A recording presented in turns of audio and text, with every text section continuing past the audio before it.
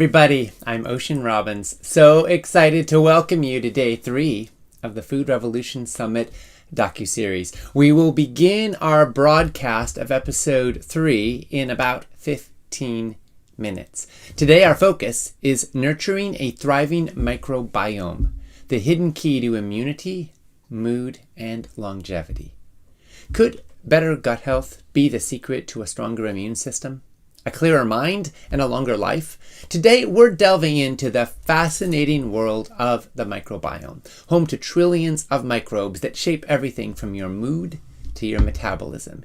You're going to learn how to feed the good bugs, why microbial diversity might matter a lot more than expensive probiotics, and what the latest science tells us about fermented foods, sweeteners, and gut healing diets. We're going to learn about TMAO, which many researchers are calling the new cholesterol, leaky gut, and short-chain fatty acids. And we're going to talk about some of the top gut-friendly foods to include in your day. It's time to transform your health from the inside out. As we go through this day and every day of the summit, please continue to post and engage in the comments section on our broadcast page.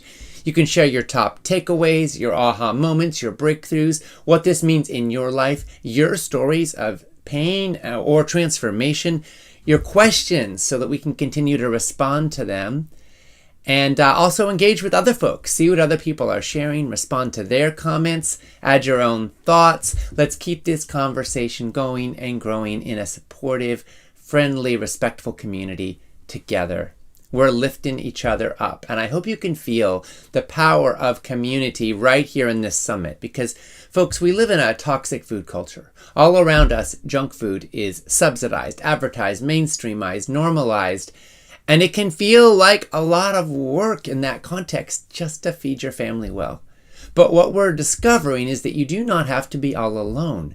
Food is very social, and when you feel the power of a food movement backing you, it helps to give you strength and determination and resilience. And that is one of our core goals in this summit. Not just the experts, not just the speakers, but you and the 100,000 people signed up for this summit that together are joining together to create a healthier food future.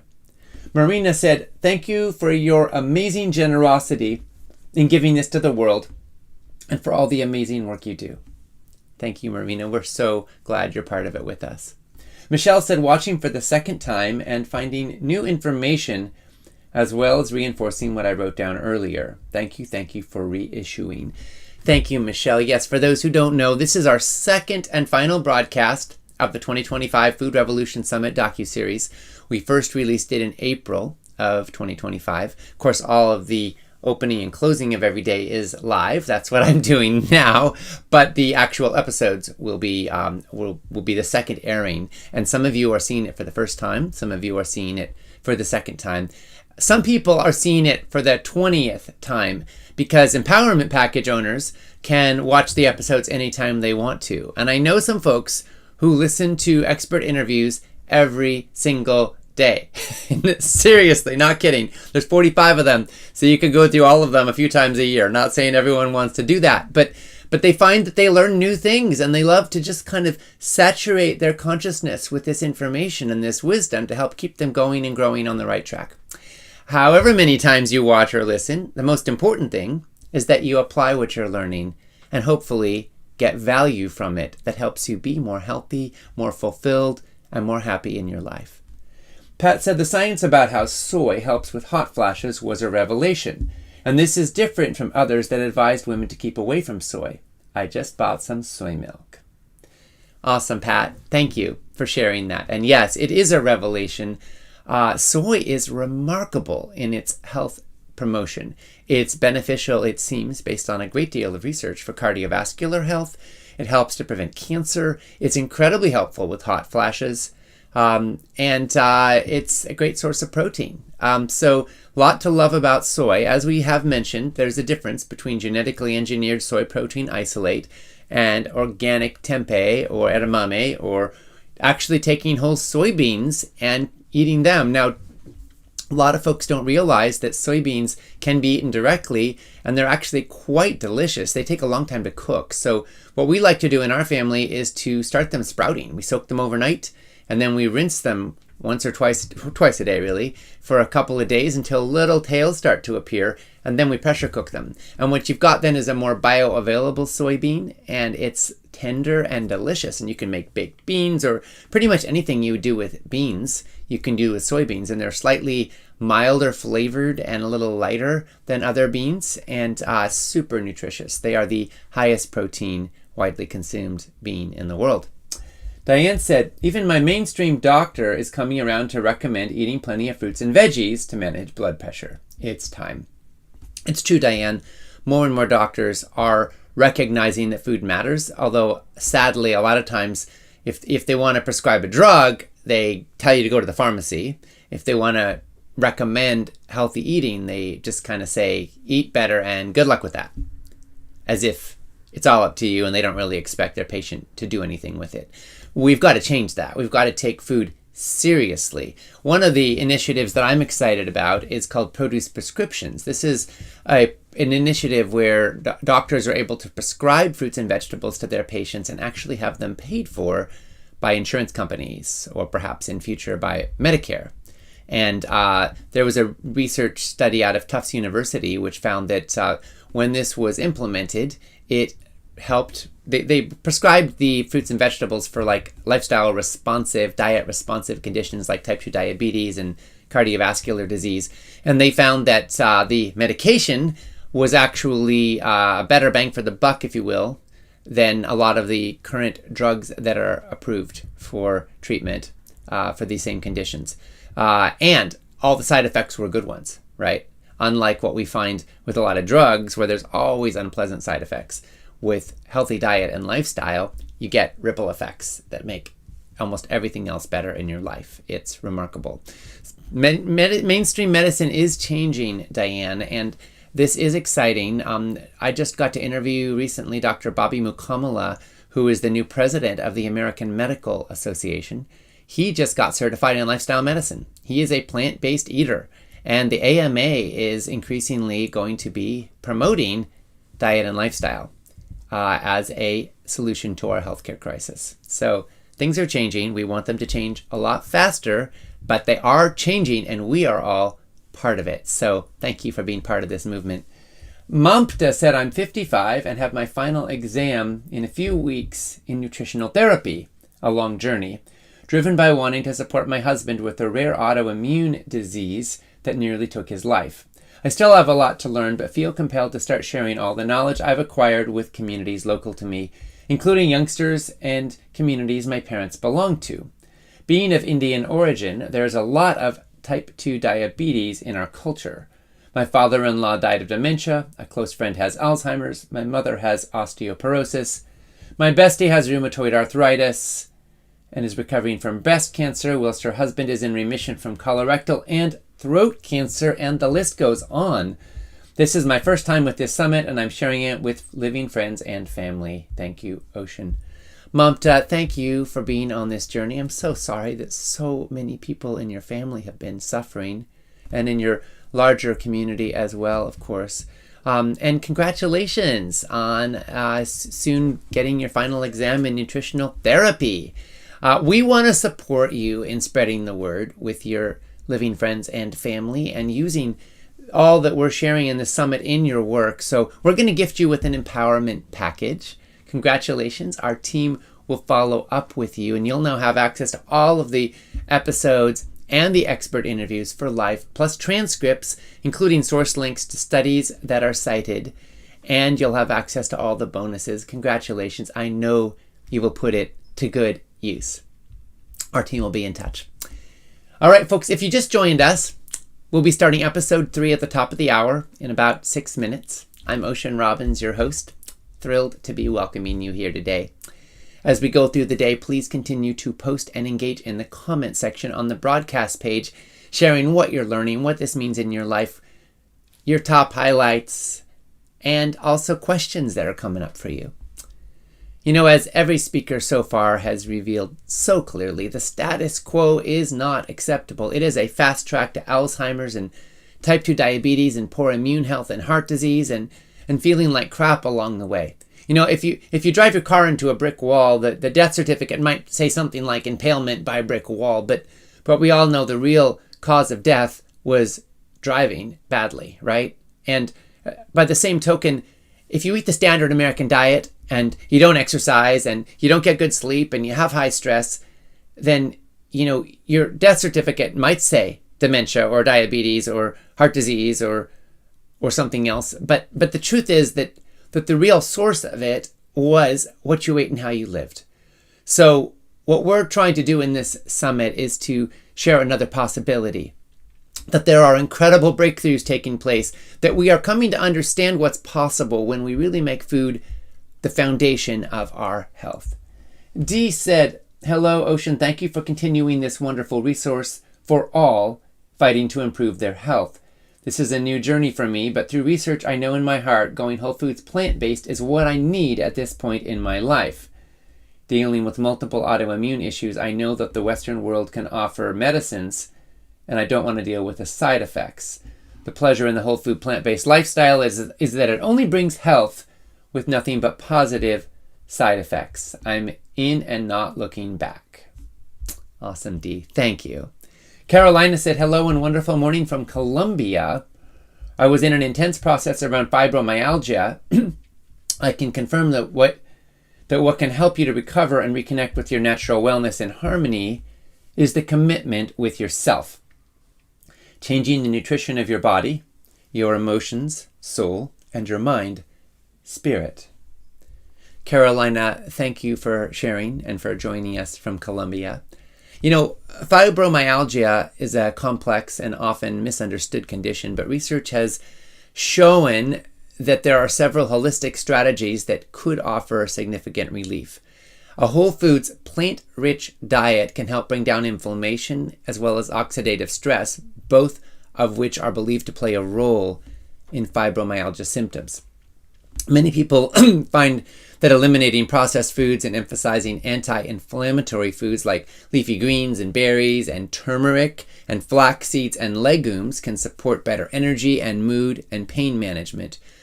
Gentle movement like yoga or tai chi or even walking can help ease stiffness and support nervous system regulation. Quality sleep is another key pillar because poor sleep can exacerbate pain and fatigue. And practices like stress reduction, mindfulness, nervous system support, such as vagus nerve stimulation or breath work or even trauma-informed therapy might be profoundly helpful to calm the hypersensitive pain response that a lot of people with fibromyalgia experience. There's no one single cure, but many people are finding pathways to significant relief and better quality of life through healthy diet and lifestyle choices. Nancy said, hello from Houston. Yesterday's session stopped me from eating fast food. I hope to repeat the discipline today.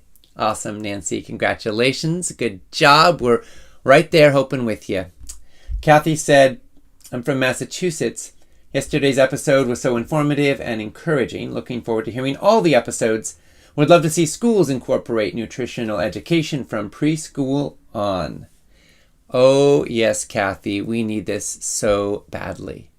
Schools prepare us for the future. Shouldn't they prepare us for a future of healthy eating?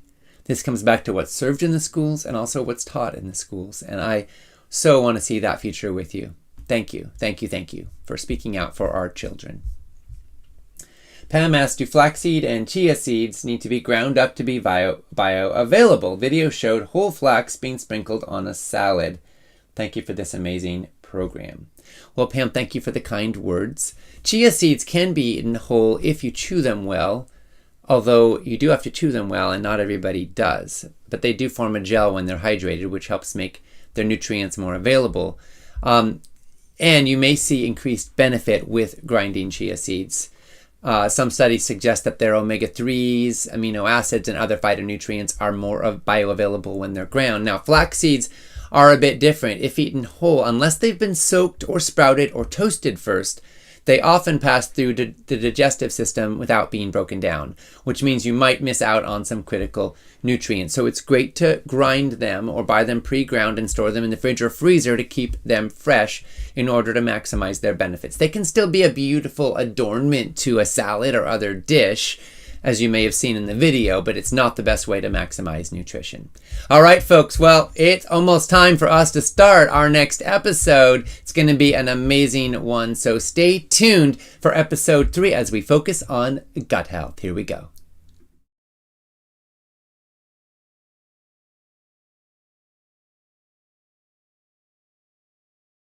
The food revolution is ultra important. The food revolution is an opportunity to change your life for the better. What if food could be your medicine? Learn how to eat to live a longer life. If you want longevity, then focus on life-giving nutrition. The food revolution is happiness. The food revolution is vital for human health and the planet. What if food could change everything? What if food could reduce your risk of cancer? What if your food choices could shape the future? Now is the time for change. Say yes to the change you want to see. Now is the time to take charge of your life. Let's do this. Let's do this.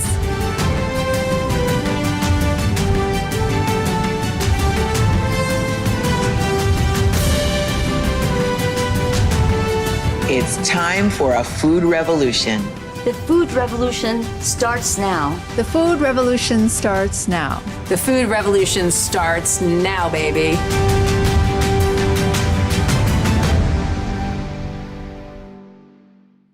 Welcome to episode 3 of the Food Revolution Summit. Today we're diving into a fascinating and essential topic, nurturing a thriving microbiome.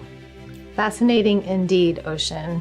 Science is showing just how interconnected gut health is with overall wellness. From digestion to immunity, mental health to energy levels, your gut microbiome is involved in it all. In fact, some experts call it your second brain because of the profound connection between your gut and your brain. The stakes could not be higher. An imbalanced microbiome has been linked to everything from inflammation and chronic diseases to mood disorders and even how well your immune system functions. But here's the good news. Your gut health is something you can influence every single day. So what are the practical steps you can take to harness the power of your gut for optimal health? Stay with us as we explore the answers and learn from some of the top experts in the world.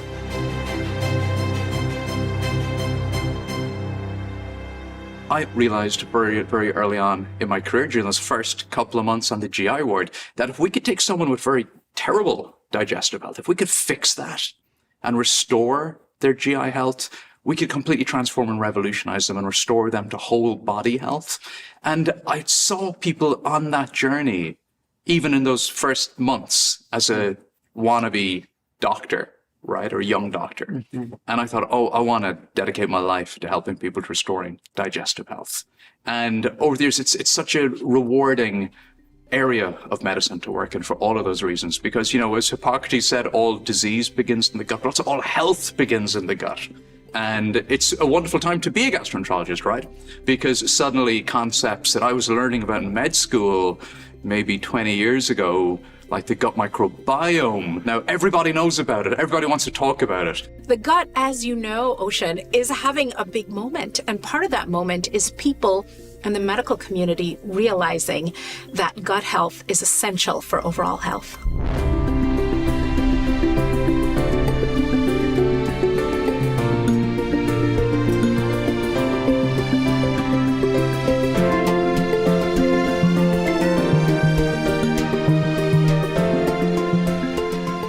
Digestion is truly one of the most remarkable processes in the human body. It's not just about breaking down food, it's about transforming it into the energy and the building blocks that literally keep us alive. But here's where it gets even more intriguing. Our gut isn't working alone. It has trillions of microscopic allies helping it out. Absolutely, Ocean. From supporting digestion to processing nutrients, it's become evident that these microbes play a key role in our health. In fact, some experts refer to them as a hidden organ. And they've been with us for a long time, evolving alongside human beings and playing a fundamental role in our health. So what's happening inside our gut right now? And how does it all come together? The human gut microbiome goes way back. So if we want to zoom out a little bit here, the microbes that make up the human gut microbiome, the bacteria, the viruses, the archaea, these microbes are the ancestors of the Earth's very first living organisms, okay? We reckon planet Earth is about maybe 4.7 billion years old. So life emerged on Earth about 3 billion years ago. So the bugs that we carry in our gut are maybe 2 to 3 billion years of evolution. They've been around for that long. Modern humans have been around for far less time than that, less than 1 million years, we think. Okay. But so we have co-evolved with our gut bugs, and they've been here much longer than we have. Okay. Yeah. But on an individual basis, our gut microbiome begins the moment we're born. So we come out pretty sterile initially. And as soon as we have contact with our mother's body, with that first sip of breast milk, with that first breath of fresh air, the microbes that live in the environment, the microbes that inhabit the earth, begin to inhabit our body, and specifically begin to really inhabit our GI tract. Well, we like to think of the gastrointestinal tract. It's helpful to divide it up into sort of upper, middle, and lower. And every single part of the digestive tract is critical and plays a different role. But when we think about upper, we really think about the mouth and the esophagus and the stomach. And so even though the ear, nose, and throat doctors claim the mouth is, and the dentists, the mouth is part of the GI tract too, because digestion really starts even before the food gets into your mouth. With the sight of the food, the smell of the food, sometimes the thought of the food, salivation, those enzymes, those salivary enzymes that are going to help to break down the food right when it gets into your mouth, those start to be secreted. Again, I can probably make myself salivate if I think of like a delicious mango or something. So the mouth is really where digestion first starts, and then the esophagus, which is a long tubular structure, and that helps primarily to propel the food from the mouth into the stomach through a series of wave-like contractions. In the stomach, lots of things happen to the food. It gets churned up into small particles called chyme. So there's a mechanical aspect to the stomach, but also that's where acid is secreted, and that's where other digestive enzymes start to work. From the stomach, it goes into the first part of that small intestine. And I think of the small intestine as sort of the mid-bowel, and it has 3 parts, the duodenum, the jejunum, and the ileum. And again, they're all specialized. So certain things happen in the duodenum, certain things happen in the jejunum, and certain things happen in the ileum. But in addition to these specialized processes of absorption and enzyme secretion, there's also a transport function. So part of the point of the entire system is to move the products of digestion from north to south, from the mouth out through the anus. And so as things move through the small intestine, which is where a lot of the absorption happens, the fat absorption, the carbohydrate absorption, etc., then things arrive in the lower part of the digestive tract, the colon, which is sometimes referred to as the large intestine or the large bowel, small intestine or small bowel. And the colon is where fermentation of food happens, where those trillions of microbes that are so critical to gut health and overall health start to ferment the food to produce important metabolites like short-chain fatty acids that help to keep our gut lining healthy and help to keep our immune system healthy and balanced. And part of the function in the colon is also for water to be reabsorbed through the lining of the gut back into the bloodstream. Hormones get recirculated there too. There's something called the estrobolome, which is a collection of hormones that helps to metabolize estrogen. So lots of interesting things happen, but I think the important point is that these different parts of the intestine are all very specialized in function in terms of what they do, and they're all quite critical. While science is beginning to understand a bit about how the gut microbiome works, there still seems to be so much to learn. One thing we're seeing more and more clearly is that what happens in the gut affects everything else in your body. When your digestive function is not functioning properly, it has such a knock-on effect on your whole body health, your immune system, your metabolic health. So patients with serious GI disorders are some of the most unwell patients in the hospital. So it goes back to Hippocrates' ancient wisdom. All disease begins in the gut. And when you have a person who's not able to nourish themselves, whose GI tract is not able to absorb nutrients, whose gut microbiome is not functioning properly, these patients become really sick. They need a lot of help. We're seeing now that people, and when I say people, I mean the medical community, we seem to have missed the boat initially in this notion that we are all connected. Do you remember that song, the hip bone's connected to the leg bone's connected to the ankle bone? Well, it turns out that's really true. But we have a modern medical system that's very siloed. So if you're a neurologist, you deal with brain health. If you're a gastroenterologist, it's gut health. An immunologist or a rheumatologist deals with the immune system or the joints. And there's really not this sort of cohesive sense that these organ systems are all related, and they're particularly related to the gut, and they're dependent on what's going on in the gut. And so one of the things I really like to encourage people to do is to really think about our body in a more integrative manner. And really this idea of integrative gastroenterology, which I feel like it's kind of made up, to be honest, but is this idea that what is going on in your gut has profound implications for what's going on in your brain, for your immune system, for your heart, for your lungs. And we are finally catching up with that idea of an integrative system. It's incredible how interconnected our body's systems really are. When one area is out of balance, like the gut, it can ripple through and impact other vital functions, including the heart. That's so true, Ocean. I remember when I first started as a dietitian 30 years ago, heart health was all about cholesterol and triglycerides. But now science has unveiled a whole new layer of understanding, linking gut health to heart health in ways we never imagined. So several years ago, researchers were looking for a new biomarker that could predict the risk of heart disease. So they did this huge shotgun analysis on people's blood, and they found there was this small molecule in the bloodstream. They didn't know what it was, but if people were rushed into the emergency department with chest pain, and this biomarker that they didn't even have a name for yet was elevated, it was a very strong predictor that they would have a heart attack and that they would die from cardiovascular problems within the next 8 years. They didn't know what it was initially, but they discovered that it was a small molecule called TMAO. So what was it? Where was it coming from? Well, they found out it was coming from the gut microbiome. It was a postbiotic substance called TMA, which is produced by certain microbes in your gut when you consume red meat. There's a chemical in the blood that was identified in 2011 called TMAO. And if you have a high level of TMAO in your blood, which is a blood test you can get routinely at the labs, you are doing damage to your blood vessels and your kidneys and your tissues throughout your body, promoting atherosclerosis. It's one that most people are still not real familiar with. I've probably drawn it on more than 10,000 patients, so I've had a lot of experience.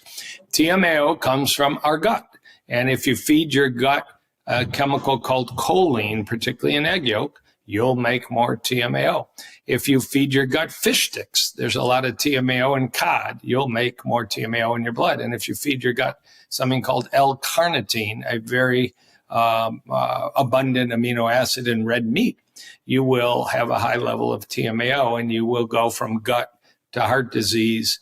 And it's fortunately easy to check, and people are very interested to see the high level, and they frankly stop eating eggs and they stop eating red meat, and you recheck the blood test, comes back to normal. It is one of those factors that vegans just don't need to worry about. So if you take someone who's been eating a meat-free or vegan diet for maybe 12 months or 2 years or 10 years, and if you can convince them to eat some steak, and researchers have done this, and you then measure their TMO level, it doesn't go up because they no longer metabolize the carnitine.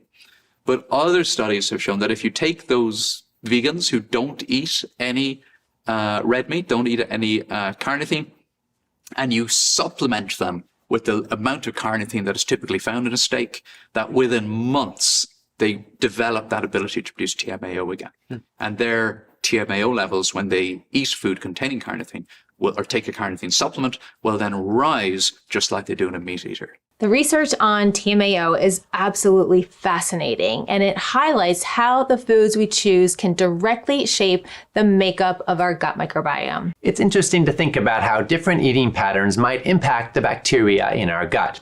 About 60% of the modern industrialized diet comes from ultra-processed foods. The average European and American consumes 150 to 200 pounds of meat every year. What does all this do to our gut health?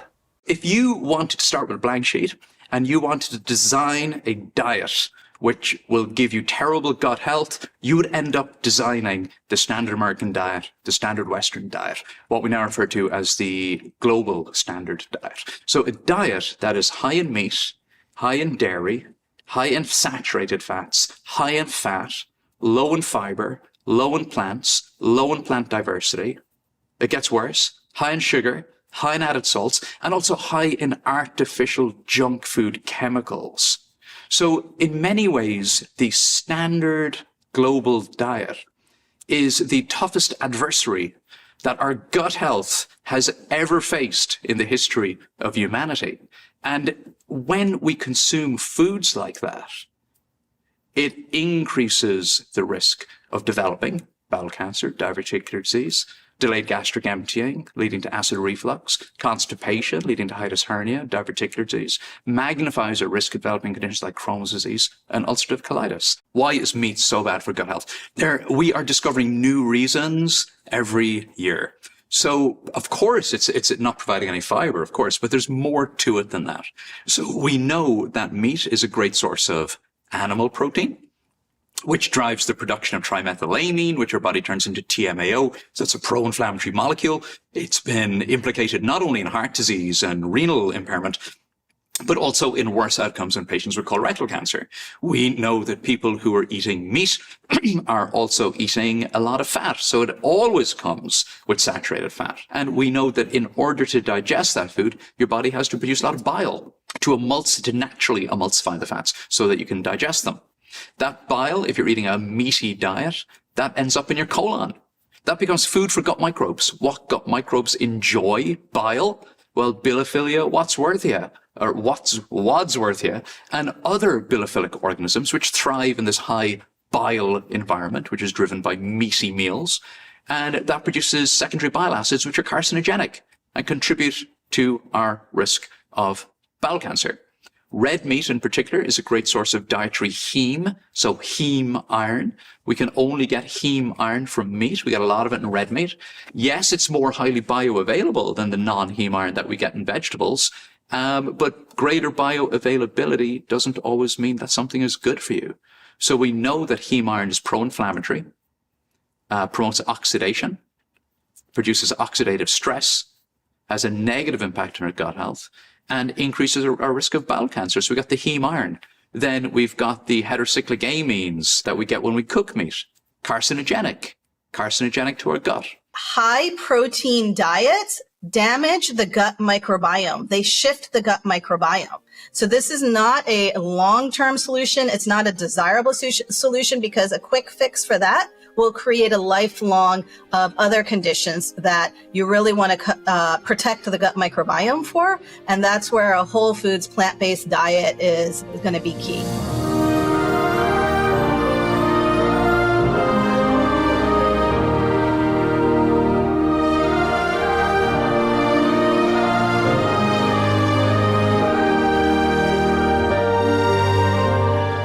Remember when we were taught that weight loss was as simple as calories in versus calories out? Well, we've learned that it is far more complex than that.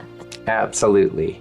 Nutrition recommendations have evolved so much over the years. Take the fat-free craze of the 90s, for example. Fat was villainized, so brands replaced it with loads of sugar, which ironically contributed to even higher obesity rates. Exactly. Then sugar took the blame, and manufacturers pivoted to artificial sweeteners, some of which are thousands of times sweeter than sugar, but with 0 calories. Unfortunately, these artificial sweeteners come with a serious downside. I just want to point out something that, our grandparents told us, which is you can't get something for nothing. So when you see something that is advertised as, oh, it's sweet, but no calories, you're not going to gain weight. Immediately, you should have one eyebrow raised. And so, first of all, if we address the caloric aspect of this, technically, yes, if you burn some of these substances in a calorimeter, it's going to be 0. But of course, we know that weight gain is not related to calories burned in a calorimeter. Weight gain is related to insulin secretion and lots of other hormonal factors. And we know that these non-nutritive, low-calorie or no-calorie sweeteners trigger insulin release because insulin is released not in response to calories, but to sweetness. And many of these sweeteners are orders of magnitude sweeter than sugar. So they're potentially triggering more insulin release. So there have been several studies that have shown that non-nutritive sweeteners, low-cal sweeteners, are not just a risk factor for diabetes and obesity, but they're a bigger risk factor than regular sugar, which is kind of shocking. And they seem to, again, I'm sure this is engineered by food scientists, make us want to eat or drink more of these substances. The effect in the gut of these substances cannot be overemphasized, a negative effect. So if we start with just the microbiome, the gut bacteria, not only can they create proliferation of more pathogenic bacteria, but we also see communication pathways between bacteria signaling that's really important for bodily functions like brain health and immune function are interrupted, are disturbed, are disrupted by artificial sweeteners. And there's also data that the gut lining can be affected by things like artificial sweeteners, as well as emulsifiers, preservatives, etc. in food. I often look at these artificially sweetened mints and gums, and if you read in the back, it says excess consumption may cause diarrhea. So in terms of those sweeteners, it's the overconsumption that I'm worried about. Having one stick of gum or a mint that has xylitol in it, you're probably not going to notice any effect. It's not going to negatively affect your gut microbiome. So we can have a little bit of room there. But the other artificial ingredients, the emulsifiers, the maltodextrins, and the neotames, neotame just made the list a couple of weeks ago based on a new research study, which has now triggered a review, a safety review in Europe on the safety of neotame as an artificial food additive, specifically because of its effects on the gut microbiome. So those additives are on my red list.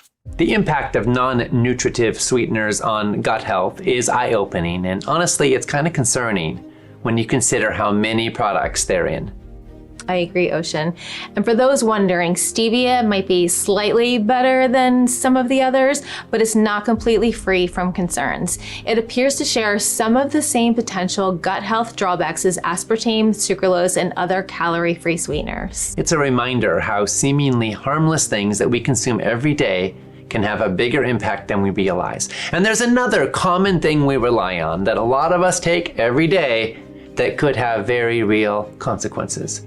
Non-prescription anti-inflammatories, or NSAIDs. There's no doubt that these medications can be helpful in managing pain.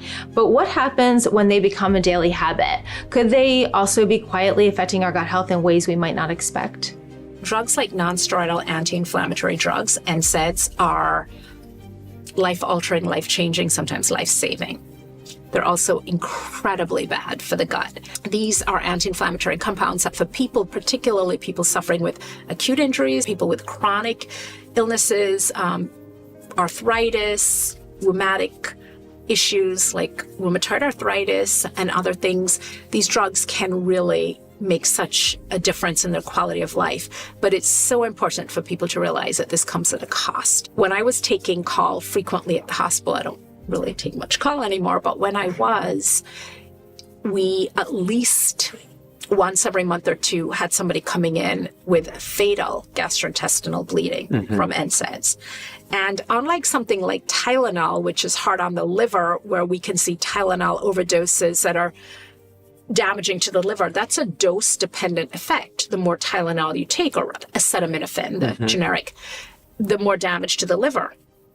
NSAIDs, that's not the case. So we would see people who had just taken a few NSAIDs, whether it was Advil or Anacin or Aleve or whatever it was, and developed an ulcer, but just sort of bad luck in the wrong location. For example, in the duodenum, the first part of the small intestine, over a large vessel like the gastroduodenal artery.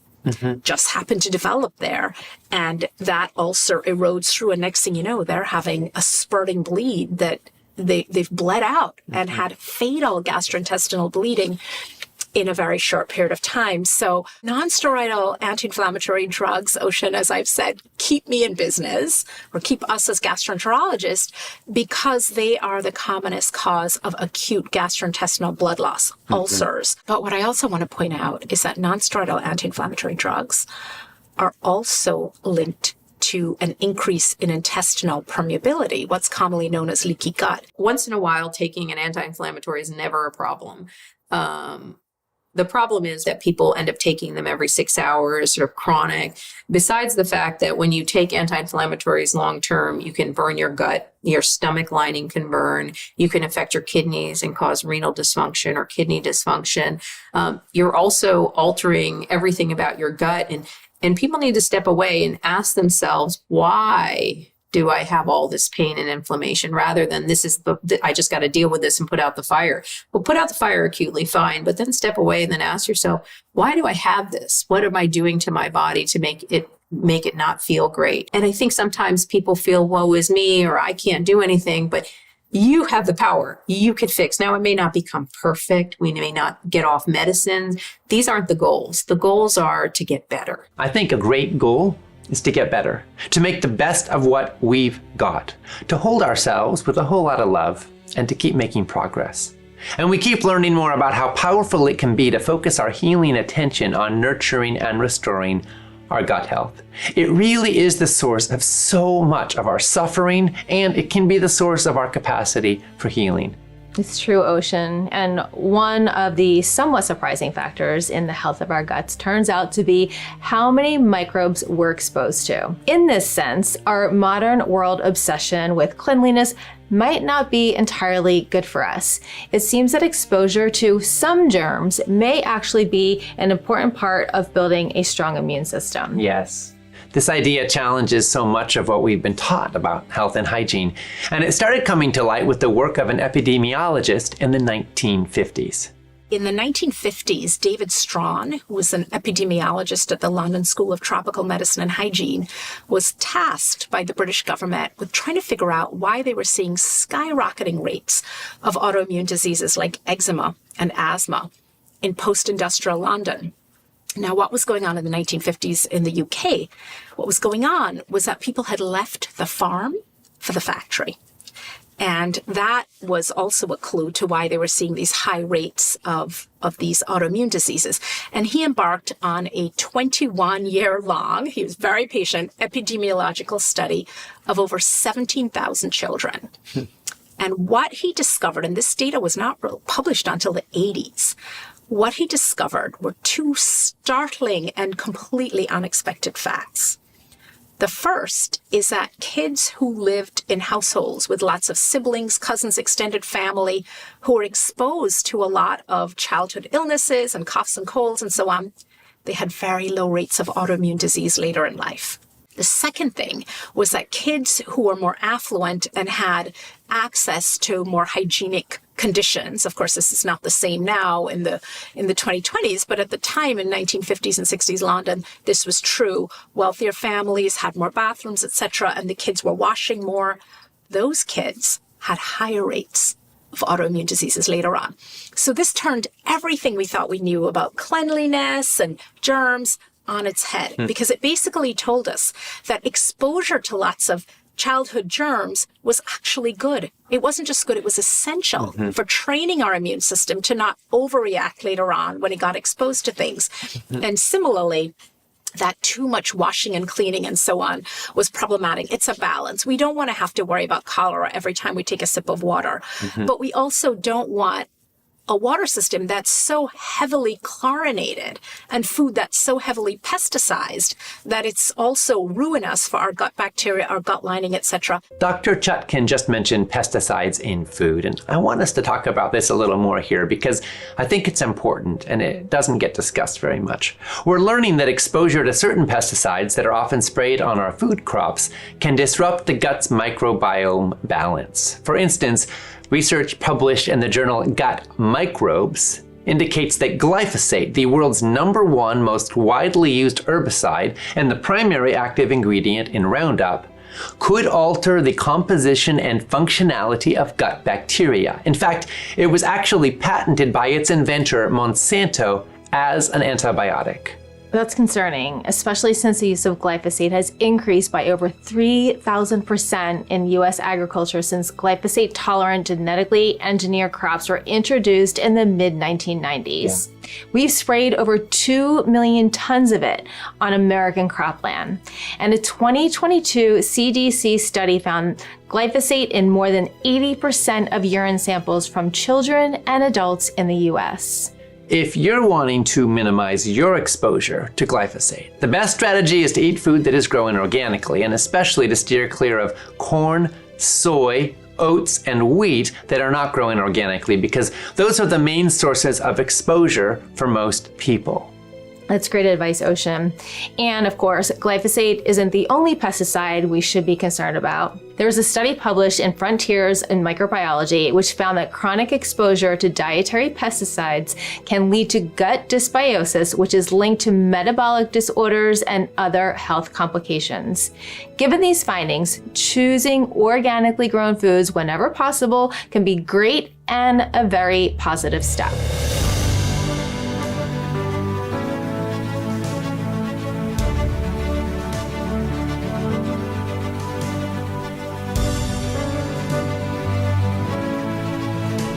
So we've heard what factors can negatively impact the gut microbiome.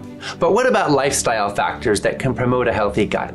Like gardening. There is a growing body of research, so to speak, showing that gardening can have huge microbiome benefits. It turns out that time outdoors and gardening aren't just good for the soul, they're great for your microbiome too. When you interact with soils and plants and natural environments, you expose yourself to a rich variety of microbes. This contact can actually help diversify the microbiome, which is essential for overall health. Gardening, for example, allows you to connect with the earth, and studies suggest that even small amounts of soil exposure can help strengthen your immune system and improve your gut health. It makes sense when you think about how humans evolved. Living close to the land, surrounded by nature, these outdoor activities bring us back to those roots. They not only diversify the microbiome, but also lower stress levels, which is another key factor in maintaining a healthy gut. And one of those things that tends to accompany time outdoors is exercise, which is another huge factor in gut health. Physical exercise is so important. We're seeing more and more studies on that. A study out of my alma mater, University College Cork, Elementary Pharmacotic Research Centre, several years ago, showed that healthy athletes have, regardless of diet, have more healthy fiber-loving microbes within their digestive tract. So physical exercise helps to build a healthier gut microbiome. So human performance and the gut microbiome are very, very much interconnected, because the short-chain fatty acid production in the gut circulates in the blood and reaches the muscles. The energy currency of the muscle is what? ATP. ATP gives the muscles power. The short-chain fatty acids, what they do is they increase mitochondria in your fibers, in your muscle fibers. Mitochondria produces ATP. What do you need when you're working out really hard? ATP. Okay. So, and what it does is it really improves the beta oxidation process, because when you're exercising very, very hard, especially for long periods of time, in order to have a lot of ATP, you need glycogen breakdown, but you also need the conversion of fatty acids through a process of beta oxidation into energy. And it allows and it improves that beta oxidation process, and allows your muscles to very quickly and efficiently switch from glycogen breakdown and glucose metabolism to fatty acid metabolism. And it goes back and forth, and it continuously produces ATP from the mitochondria, so you can perform at your highest level. And that's why many athletes are going plant predominance. The science of gut health is advancing in fascinating ways, and some of them are a little bit Interesting. Like fecal microbial transplants. This is a procedure where healthy microbes from one person's gut are implanted into another's, all through, well, poop. So FMT, fecal microbial transplant. The concept being is we now know that the gut microbiome is so crucial to your overall health that can we get people some of those health benefits, not by changing their food or their diet or lifestyle, but by simply giving them a fecal microbial transplant. It's a poop transplant. Okay, so how do we do that? Sounds like a really crappy study. It is a crappy study, and the way we do it is there's numerous ways, and please don't watch this video while you're having your lunch, because what we will do is in research studies, and at my hospital we do this for one specific indication, which I'll tell you about in a moment. But what we will do is we will get stool, poop from healthy donors. It'll be processed, homogenized, and then we need to get it into your GI tract. There's various ways to do that.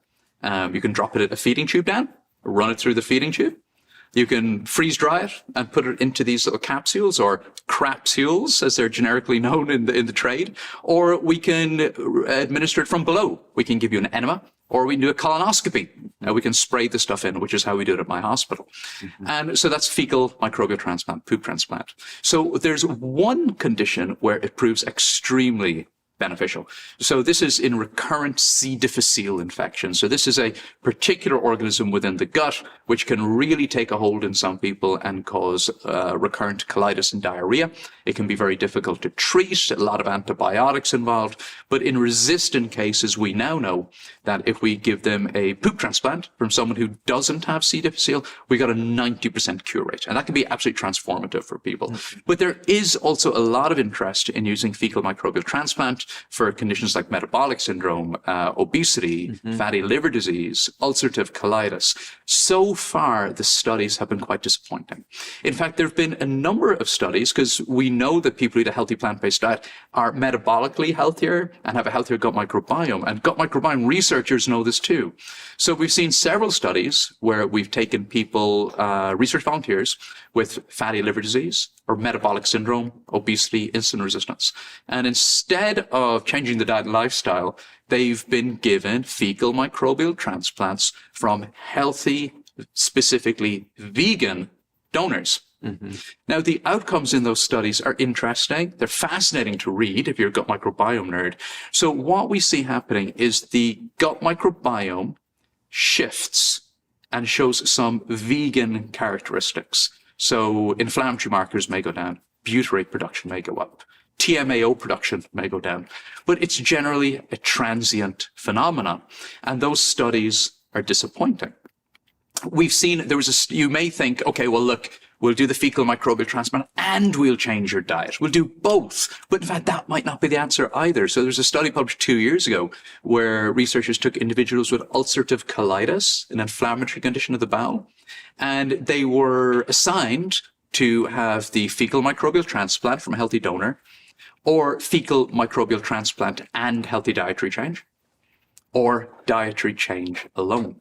The dietary change alone, the healthy dietary intervention group, did so much better than the people who had the FMT, did so much better than the people who had the FMT and the dietary intervention, that the research study was halted because the ethics review board looked at the preliminary outcomes and said, okay, the patients with ulcerative colitis, their guts are getting so much healthier with just the dietary change that you need to stop this study. So FMT may not be a shortcut to better health. It comes with its own risks, and it's got to get back to food. It's got to get back to food. And when it comes to food, the cornerstones of a healthy gut seem to be fiber. Because fiber is what feeds the good bacteria that our guts and our health depend on. But with so much talk about soluble fiber, insoluble fiber, and now prebiotics, a lot of people are wondering, are there any particular kinds of fiber that our guts especially need? We need to have what are called prebiotic fiber. And there are various foods like jicama, for example, one of my favorites. Prebiotic means that they then are really going to function to nurture the gut bacteria.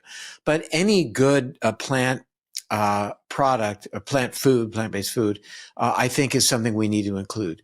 The cruciferous vegetables, obviously really important. Fruits as well, containing fiber, very, very important for nurturing the gut bacteria. Prebiotic is found in a variety of fiber-rich foods, and prebiotics are basically from whether you're eating resistant starches or soluble fiber, that the prebiotic is basically food for the probiotics in your gut. So as long as you're eating a whole food plant-based diet or a plant predominant diet, you're getting all the prebiotics you need. So don't feel bad if you can't afford a supplement that says prebiotic and it's like some fancy supplement that gives you prebiotics. Don't worry. As long as you're eating the food that has prebiotics, you're fine. Prebiotics are obviously healthy because it's fed to the gut microbiome and it leads to the production of short-chain fatty acids. There are so many different nutrients that come from these plant foods, like the antioxidants, micronutrients, and also, of course, resistant starches, which escape digestion, right? The soluble and insoluble fiber. And that soluble fiber and the resistant starches give you all the probiotics you need for the gut microbiome to thrive. So fiber is critically important to a healthy gut microbiome. And more people are hearing this. Of course, that also presents an opportunity for some companies to sell fiber products. One of the most popular of these is prebiotic sodas. Some brands claim to deliver up to 9 grams of prebiotic fiber per can, but do they actually support gut health? So often these drinks will contain inulin, which is a prebiotic fiber, which we can get from Whole Foods, such as artichokes.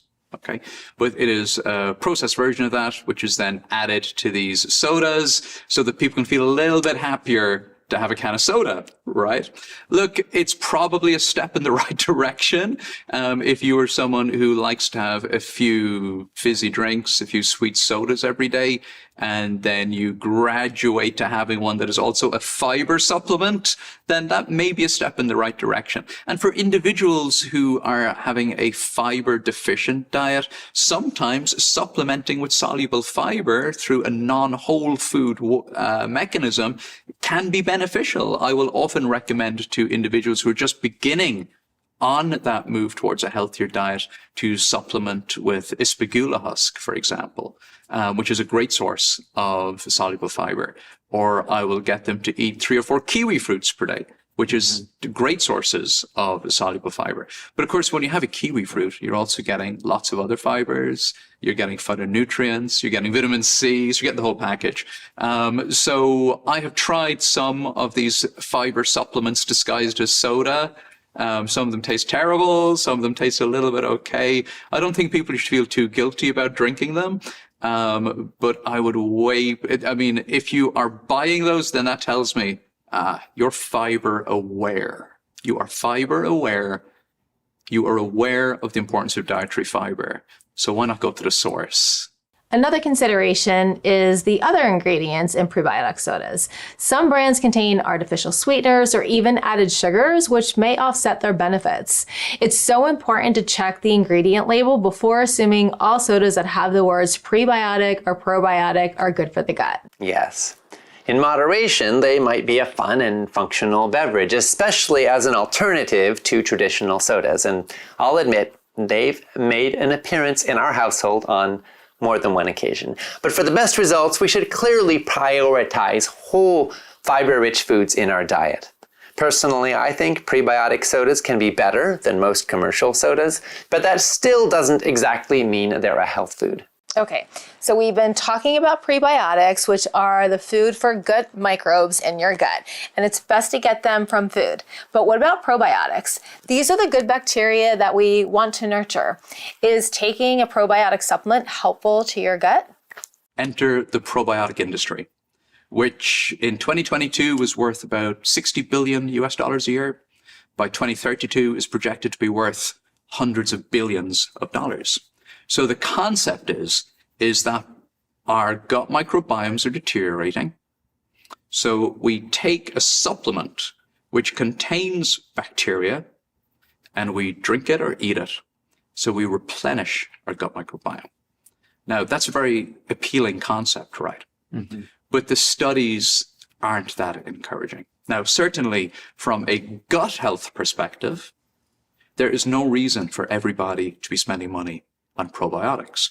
There is no reason why anybody should be taking probiotics, because the research shows time after time that taking probiotics is not converting to any health benefits.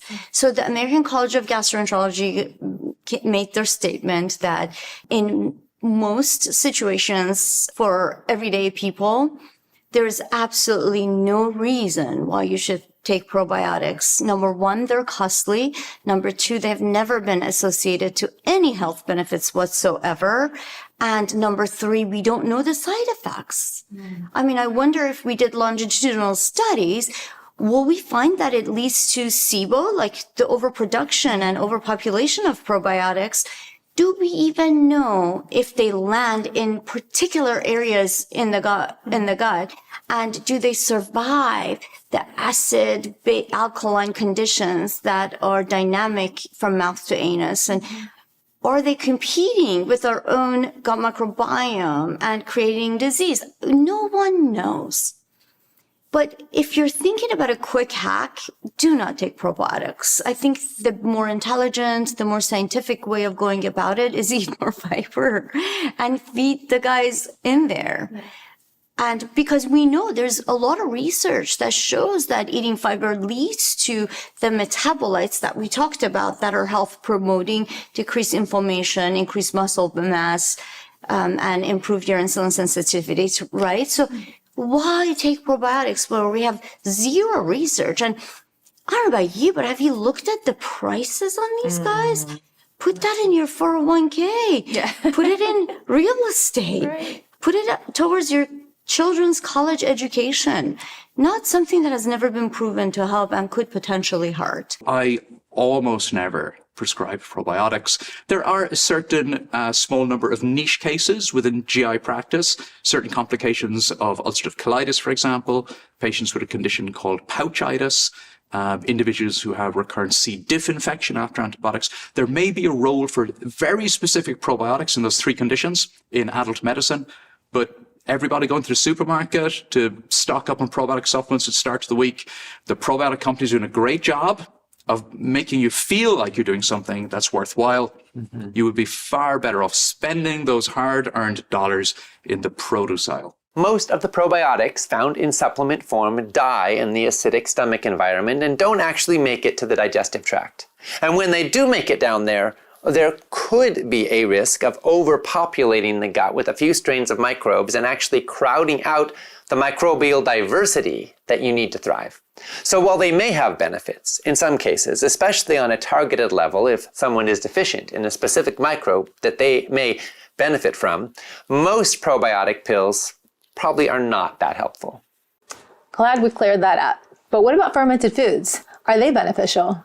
Fermented foods are rock stars when it comes to gut health.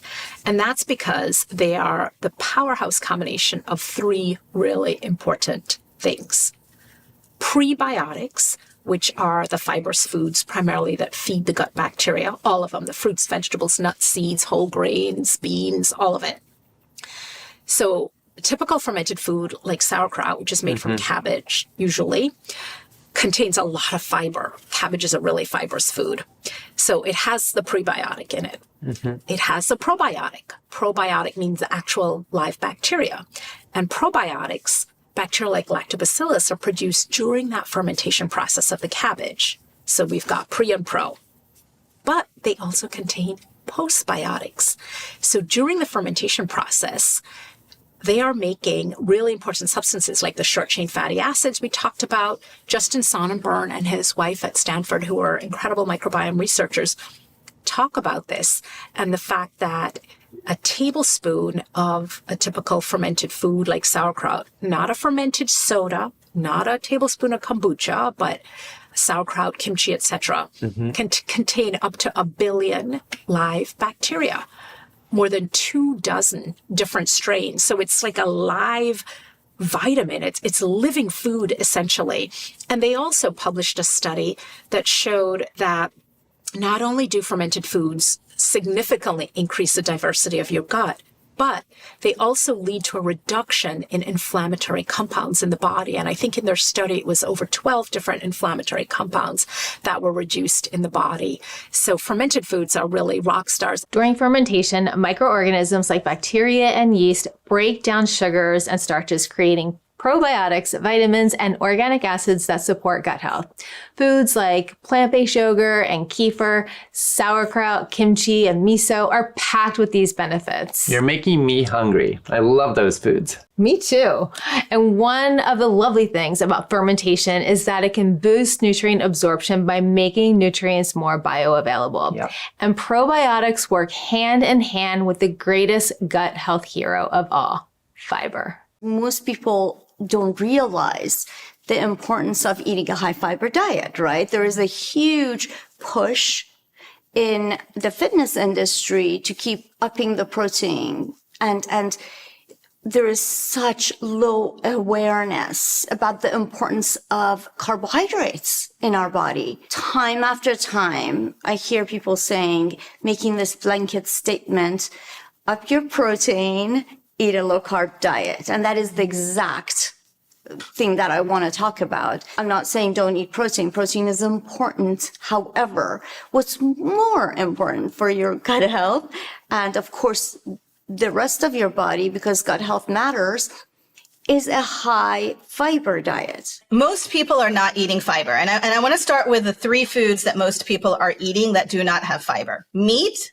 dairy, and sugar do not have fiber. So if you don't have fiber, you're not able to balance your gut microbiome or support your gut health, which at the end of the day is going to support all health. So the mechanism really is that fiber, which comes along with whole foods, vegetables, grains, legumes, that travels to the GI tract. So the gut bacteria, which outnumber your human cells 3 to 1, can feed off of them and function. So you want to have a fiber-rich diet. We know that the fiber-loving bacteria within our digestive tract are the good guys. But we also know that we need a diversity of good guys that are producing a diversity of beneficial postbiotic substances and are also ready to face any challenge that we might face in our overall health and our gut health. So like a functioning army or a functioning company, you want to have people with different skill sets. And that's why we recommend a diverse diet. Now, the concept of diversity of plants in our diet, building a healthy gut microbiome, has really entered the mainstream since 2018. So a researcher named Professor Rob Knight and his team completed one of the first big global dives into gut microbial health, the American Gut Project. The microbiome is a collection of organisms on and inside our bodies that are too small to see except with a microscope. So we're talking about mostly bacteria, but there's a bunch of other stuff in there like viruses, like fungi, and all kinds of other things too. To learn more about the microbiome, a citizen science project called the American Gut Project was launched. The reason I started American Gut was to give anyone the opportunity that I have as someone who's running a research lab to sequence my own microbiome and understand it and understand myself better. And I've been sequencing my own microbiome every day for about the last 8 years. Members of the public can send in their own fecal samples along with information about their lifestyle.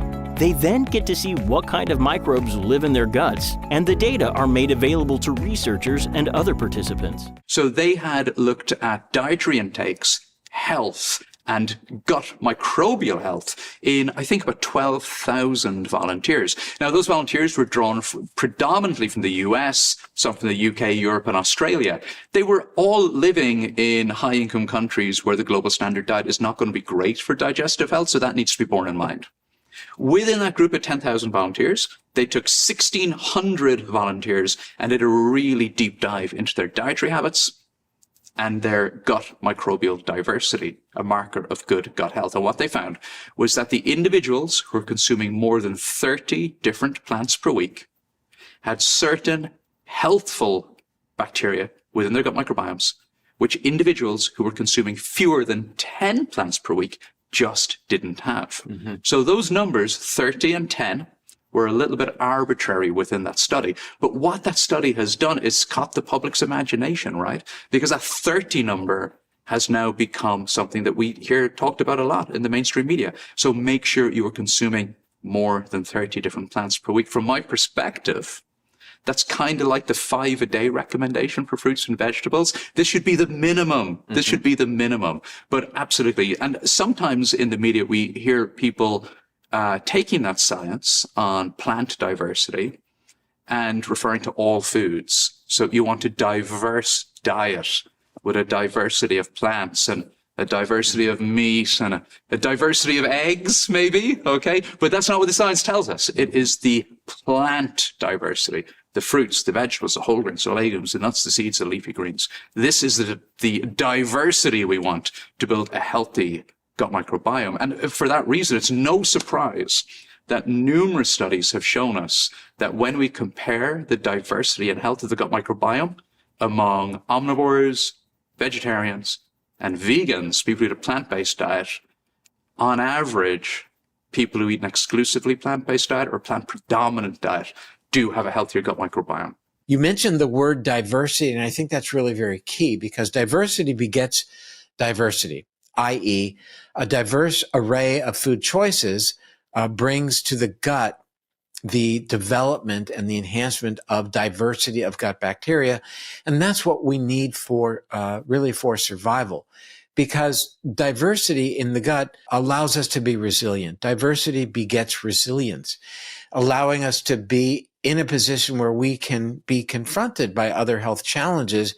And because of the diversity of our gut bacteria, we can respond in an appropriate way, especially, for example, from an immunological perspective, as we are challenged by infection, as we are challenged by the development of malignant cells, even as we are challenged by other types of stress in our day-to-day lives. Our ability to respond to these day-to-day challenges is enhanced when we have a diversity of gut bacteria represented, and we can enhance that diversity by having diversity in our diets. Plant diversity is really key. Each plant brings unique nutrients to nourish our gut microbiome.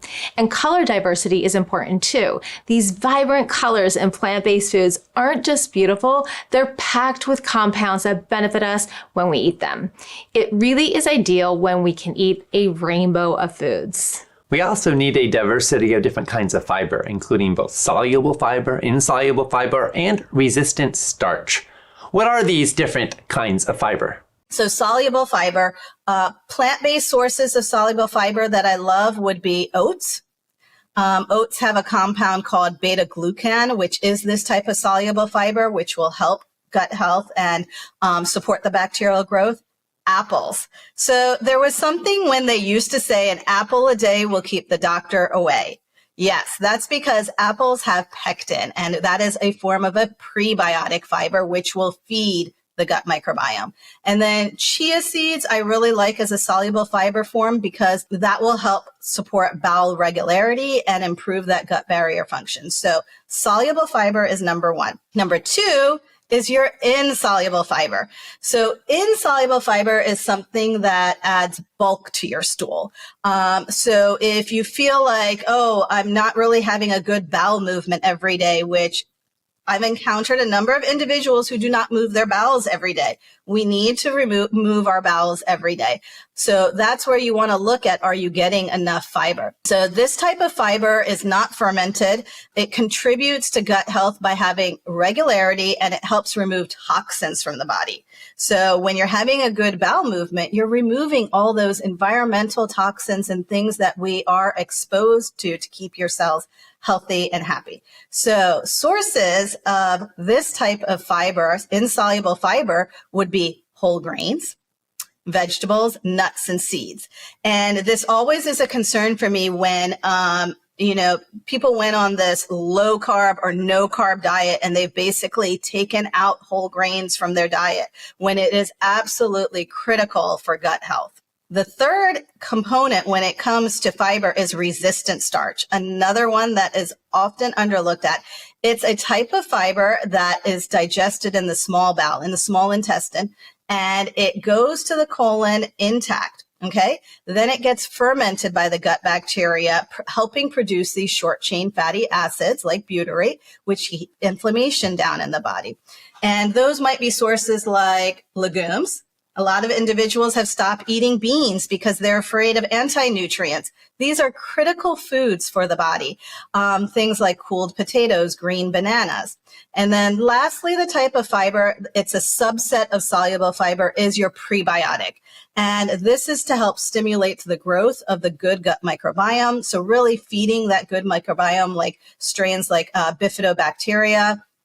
And these are going to be things found in garlic, onions, leek, asparagus. So many sources of good food that can heal the microbiome. When it comes to the diversity of plant foods that can help to heal the microbiome, there are so many options to choose from. In fact, the United Nations estimates there are more than 30,000 edible plants in the world. And in our supermarkets today, we also have lots of options. The average fully stocked supermarket in the US has more than 50,000 items for sale.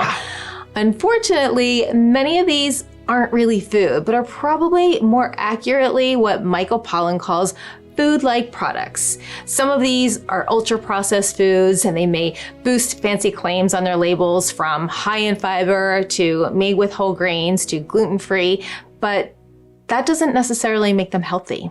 One of the things that actually is really troubling to me as a gastroenterologist is a proliferation of processed plant-based foods. We are seeing, people come in with these bars and these various products, and they fall into the trap of nutritionism that Michael Pollan talked about. It's like, well, it's got 5 grams of fiber and 10 grams of protein, and, look at all this stuff. And I say to them, yes, but the problem is, it's not food. Mm-hmm. This is made in a factory from food-derived ingredients. And this is when I like to point out to people that we can make car tires from corn, but car tires are not food, but they can be made from food-derived ingredients. So I'm seeing just this proliferation of plant-based, it all sounds great on the label. It's vegan, it's dairy-free, it's soy-free, all this fantastic sounding. And, the calorie count looks good and the nutrition stuff, but these are engineered foods. So when I try to talk to people about ultra-processed foods, I like to use a very simple definition. Did this food make a prolonged stop in a factory on its way to you? Or did it stop in a factory, but just to be put in a bag, like a bag of rice, versus did it go from rice to presto, it's rice chips now? And how changed, how adulterated is it from its natural form? Again, lentil chips and lentils are not the same thing. And I think, unfortunately, the food industry has really honed in on people's desire to eat a whole foods plant-based diet, but they've forgotten the first part of that, the whole foods, and just focused on the plant-based. I had a conversation earlier this morning with somebody about a product she's eating, a patient that, again, fits all the criteria. But I reminded her that, food is not supposed to be able to sit on the shelf in your pantry for 18 months, that is, it's supposed to be something that's alive. Yeah. Or once was alive. Now let's talk about another thing we consume that is essential for gut health. It's not a food, and it's incredibly important, and most of us are not getting enough of it. Water. Now, as someone named Ocean, I take water very seriously. Well, you would be the expert, Ocean, but you're absolutely right. Staying hydrated is critical for a healthy gut. Water helps to keep the digestive system moving smoothly, allowing fiber to do its job effectively. And water is key to helping the body flush out waste and toxins. A lot of people don't drink enough throughout the day, and you can get your hydration needs met by just good old clean water, as well as sparkling water, herbal teas, low sodium broths, even water-rich fruits and vegetables like cucumbers and melons and leafy greens. Sometimes things get stuck along the way, and this is where hydration plays a huge role. Because like plumbing, like when my garbage disposal gets a little bit clogged, the best thing to do, run thin liquids through that, right? That really helps to clear the pipes. And it's the exact same thing in the digestive tract. Thin liquids, take another sip in honor of that, can go a long way in clearing those digestive pipes. So really, really important. Also, remember that in the colon, in addition to fermentation by bacteria of fibrous foods, we also see reabsorption of fluid back into the bloodstream. And that's also very important too. So you want to be hydrating so you can recirculate that fluid, and that can help to hydrate your entire body. So the GI tract is also how some of that hydration gets assimilated. It also gets filtered through the kidneys, of course, but that is one way that the fluid gets into your body, into the different cells, etc., is through reabsorption in the colon. So really important. And I don't know what the exact number is because I've never done a study, but I would estimate that easily a third of all the patients I see who come to me complaining of constipation and bloating can be dramatically improved, if not completely fixed, by just getting them to drink more water. One of the most exciting things about gut health is how quickly positive changes can happen. Literally every time we eat, we're feeding microbes. And depending on what we feed them, different strains will proliferate. The gut microbiome can start to shift in a matter of hours, and real formative changes can set in within weeks. This means you can make even a small change and start to reap microbiome benefits. And even simple swaps like whole grain bread instead of white bread or brown rice instead of white rice can add more nutrients and prebiotic fiber to nourish good gut bacteria. That's so true, Nicole. Enhancing meals can help too, like adding tomato or avocado or leafy greens to a sandwich. I mean, an avocado alone provides about 10 grams of fiber. Absolutely. Now, as you increase fiber and new bacteria start to proliferate, your body might start to change. Some people experience gas or bloating as their gut microbes change. If this happens, you may need to add fiber very slowly and incrementally over the course of a couple of weeks. Yes, and it's good to also make sure you're drinking plenty of water, because water can help your body make use of large amounts of fiber. Great point. Now, some people feel like they're eating pretty well with a lot of fiber, but they're suffering from symptoms like bloating, gas, diarrhea, or constipation. Some of them may even have irritable bowel syndrome or IBS. One common treatment for IBS and other digestive problems is what's called a low-FODMAP diet. What is a low-FODMAP diet, and is it helpful? FODMAP, so fermentable is F, O, oligosaccharides, D, disaccharides, M, monosaccharides, the A is just and the P is polyols, which are typically low-calorie sugars. Mm-hmm. And so a lot of these foods that contain the non-nutritive sweeteners contain polyols, things like erythritol and sorbitol. And again, not only are these things disruptive to the gut lining, they're not processed well in the small intestine, they can result in a tremendous amount of digestive distress. And this is bad gas, not good gas. This isn't lentil gas. Mm-hmm. And they can lead to a lot of bloating and digestive distress, etc. So when people approach a diet like low FODMAPs, which is designed as a diagnostic diet, not a therapeutic diet. It's designed to help you, eliminate some things and figure out what might be causing the symptoms. And some of the things that are eliminated, like these polyols, fantastic. And, refined carbohydrates, gluten, and so on, and dairy, fantastic. But eliminating onion and garlic and artichokes, not good. Mm-hmm. So, there are a lot of these vegetables and fruits that are eliminated in a low FODMAPs diet. And just because something works doesn't mean it's a good idea. Just because eating some of these foods causes some digestive issues doesn't necessarily mean that that is a bad thing either. Mm-hmm. So I really caution people with a low FODMAPs diet to remember that this is not a diet that is a therapeutic diet. It's a diagnostic diet, and you want to be selective and really cutting out, beans and berries and onion and garlic is not a great idea long term if you don't have to, because these are foods that are critically important for feeding our microbes. In patients who are classically diagnosed with irritable bowel syndrome, we know that going on a low FODMAP diet will help to reduce symptoms in about 70% of people in the short term. We know that their quality of life will improve in the short term. But it's the long-term outcomes that are really concerning here. Plus, if you have someone who's suffering the effects of an unhealthy diet, and now you've made their diet even less healthy because you've taken out the fruits and vegetables and legumes that are very fermentable, you are not doing them a favor in the long term. The low FODMAP diet, we know, has negative effects on the gut microbiome, helps to build a less healthy gut microbiome, and also reduces one's overall dietary quality.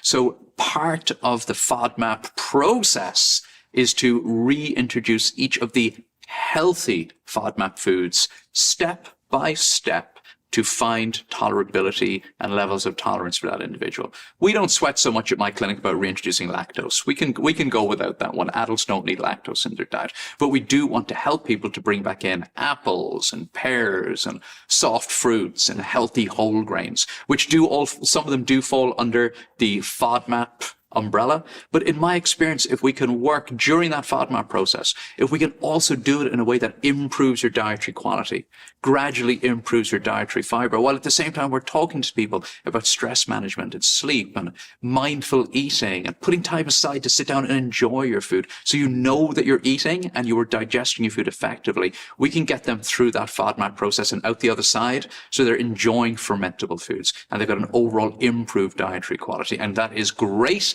because not only have we solved their bloating and their distension and their constipation, but we've also set them up for a much healthier future. If you have any gas, bloating, discomfort, or distension, how can you tell the difference between what's normal microbial expression and a deeper problem that might need attention? This concept of good gas versus bad gas and symptoms that are worrisome that you should be doing something about versus symptoms that are part of the digestive process is really important. The reason that a lot of these foods create symptoms is because they contain a lot of indigestible fiber. And indigestible fiber is just what it sounds like. It's not digestible by us because it's not meant for us. It's there to feed our gut bacteria. And so in the process of these fibers not getting fully broken down and getting fermented by bacteria, but they're byproducts. So you're making short-chain fatty acids, and that's great, but you're also making hydrogen and methane and some other gases. In someone who is not used to eating a lot of fiber, this can be really sort of dramatic. And if you combine that with somebody who is maybe also a little more sedentary, and so things are not moving through in a timely fashion, maybe they're not hydrating enough, things are not moving through in a timely fashion, this can lead to a lot of digestive distress. If you are eating something and you are having severe abdominal pain, you're really distended, if you have other worrisome symptoms, like you have a dramatic change in your bowel habits, you have blood in your stool, you have diarrhea, you have things like that, you need to seek medical attention. But the idea that you have a little bloating, a little discomfort, a little gas, you should immediately stop eating those foods. That's not the direction I would recommend for most people.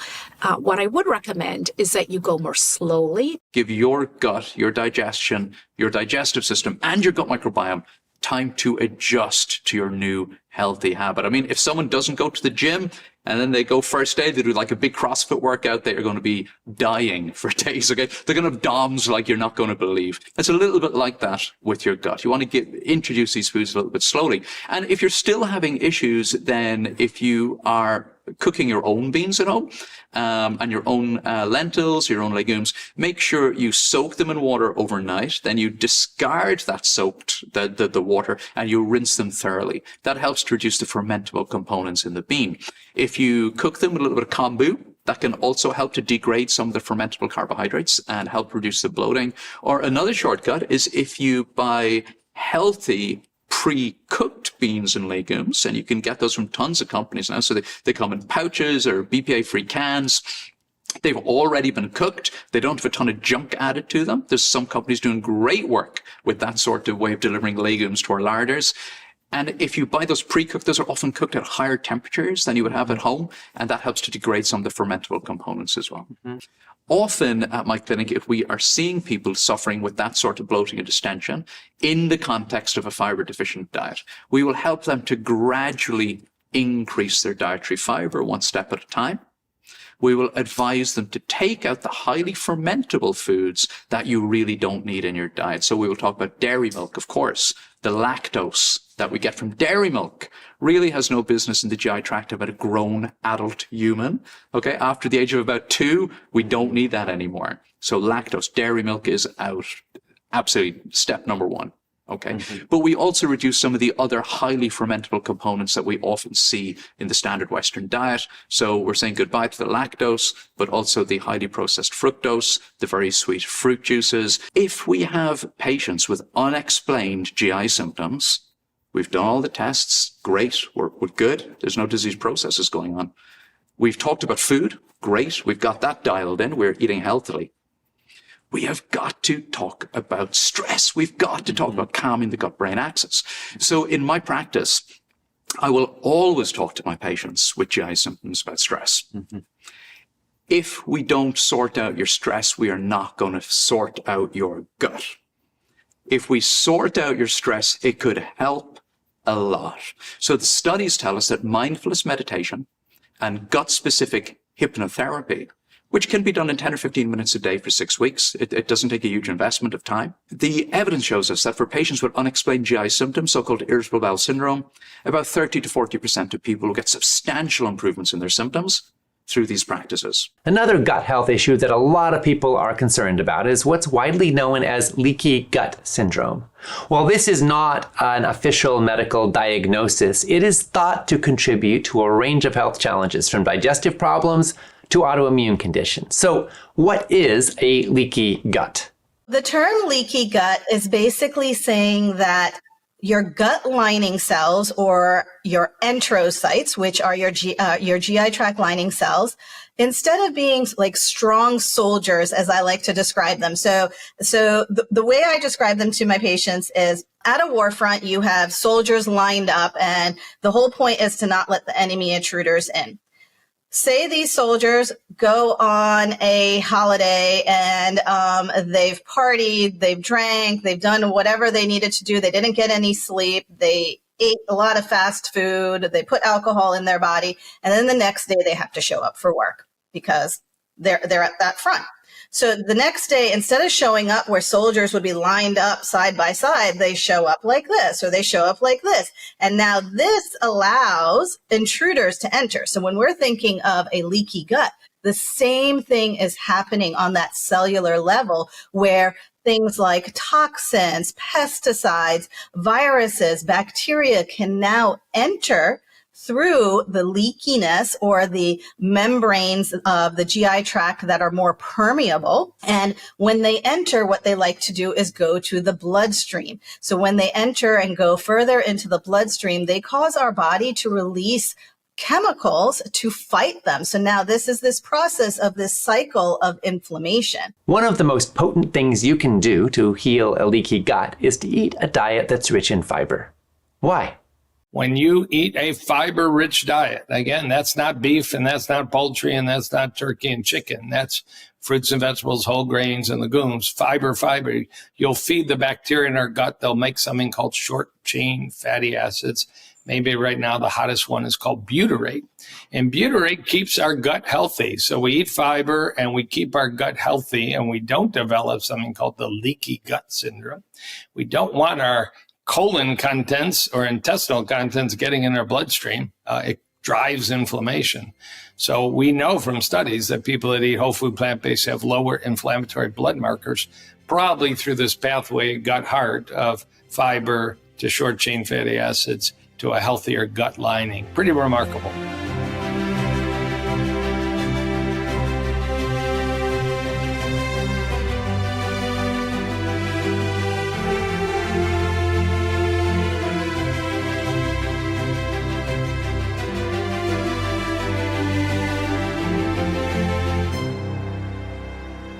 Hippocrates said that all disease begins in the gut. He was onto something. But it looks like all health begins in the gut too. When you take care of the trillions of microbes in your digestive tract, then they can take care of you. Absolutely, Ocean. Some of the most impactful steps are simple.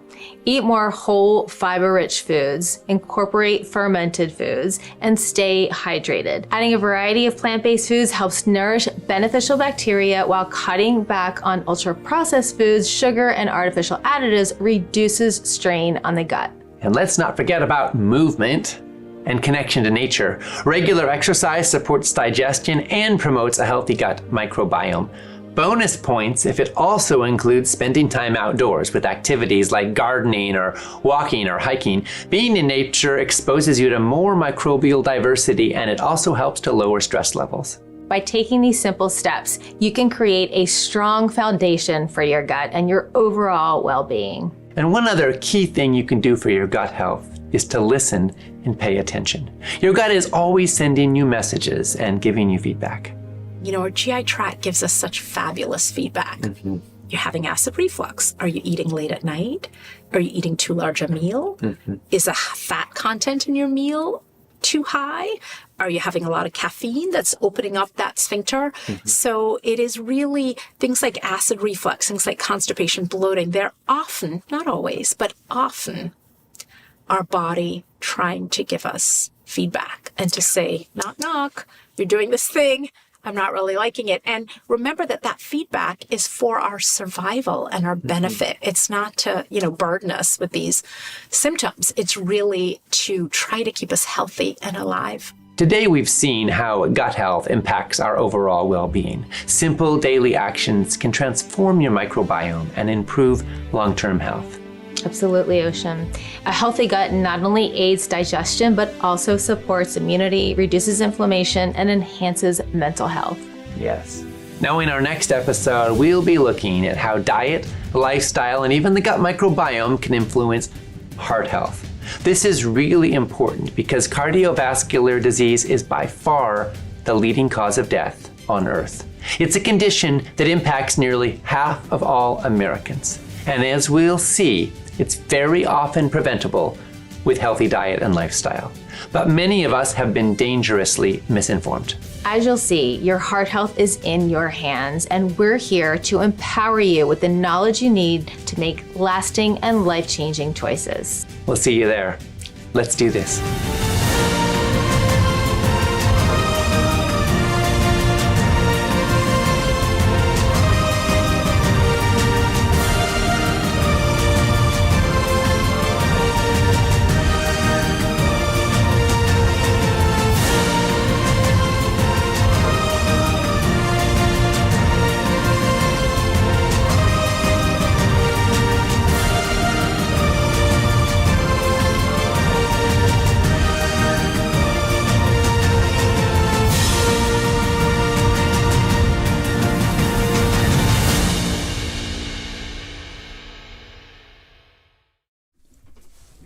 Thank you so much for sharing in that fascinating and powerful episode.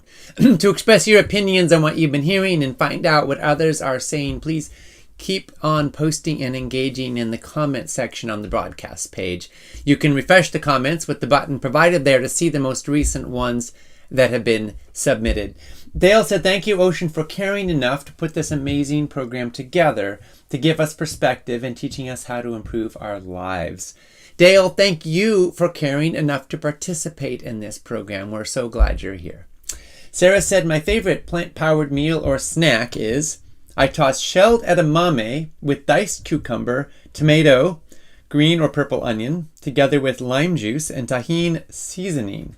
Sometimes I spoon it over raw spinach. A meal, side dish, or a snack. Sarah, that sounds delicious. There are so many amazing culinary opportunities that can open up when we expand our horizons and enjoy more delicious whole plant foods. Sounds like you found one of them that's working for you, and I'm so happy to hear about it. Susan said, I bought the docuseries. I'm so grateful being able to purchase it so I can keep referring back. So much good information. Awesome, Susan. Thank you. All of you can join the replays, of course, and some folks are watching these episodes more than once per day, which is awesome. For those of you who choose to get the empowerment package, of course, you can go back anytime, share it with friends and loved ones, and of course have the transcripts and all 45 expert interviews, which is an incredible opportunity. And we're thrilled to be able to share this summit for free with everybody. Of course, empowerment package purchases also help us be able to do that and spread the word to more people. So thank you all for participating in whatever ways work for you. We're so glad you're here. Tammy said, I put 2 tablespoons of apple cider vinegar in 10 ounces of water and drink it daily. Is this bad for my gut? Well, Tammy, thank you for your question. So, the good news is that for most people doing what you're doing, diluting apple cider vinegar well and consuming it regularly is generally considered safe, and it might have some benefits.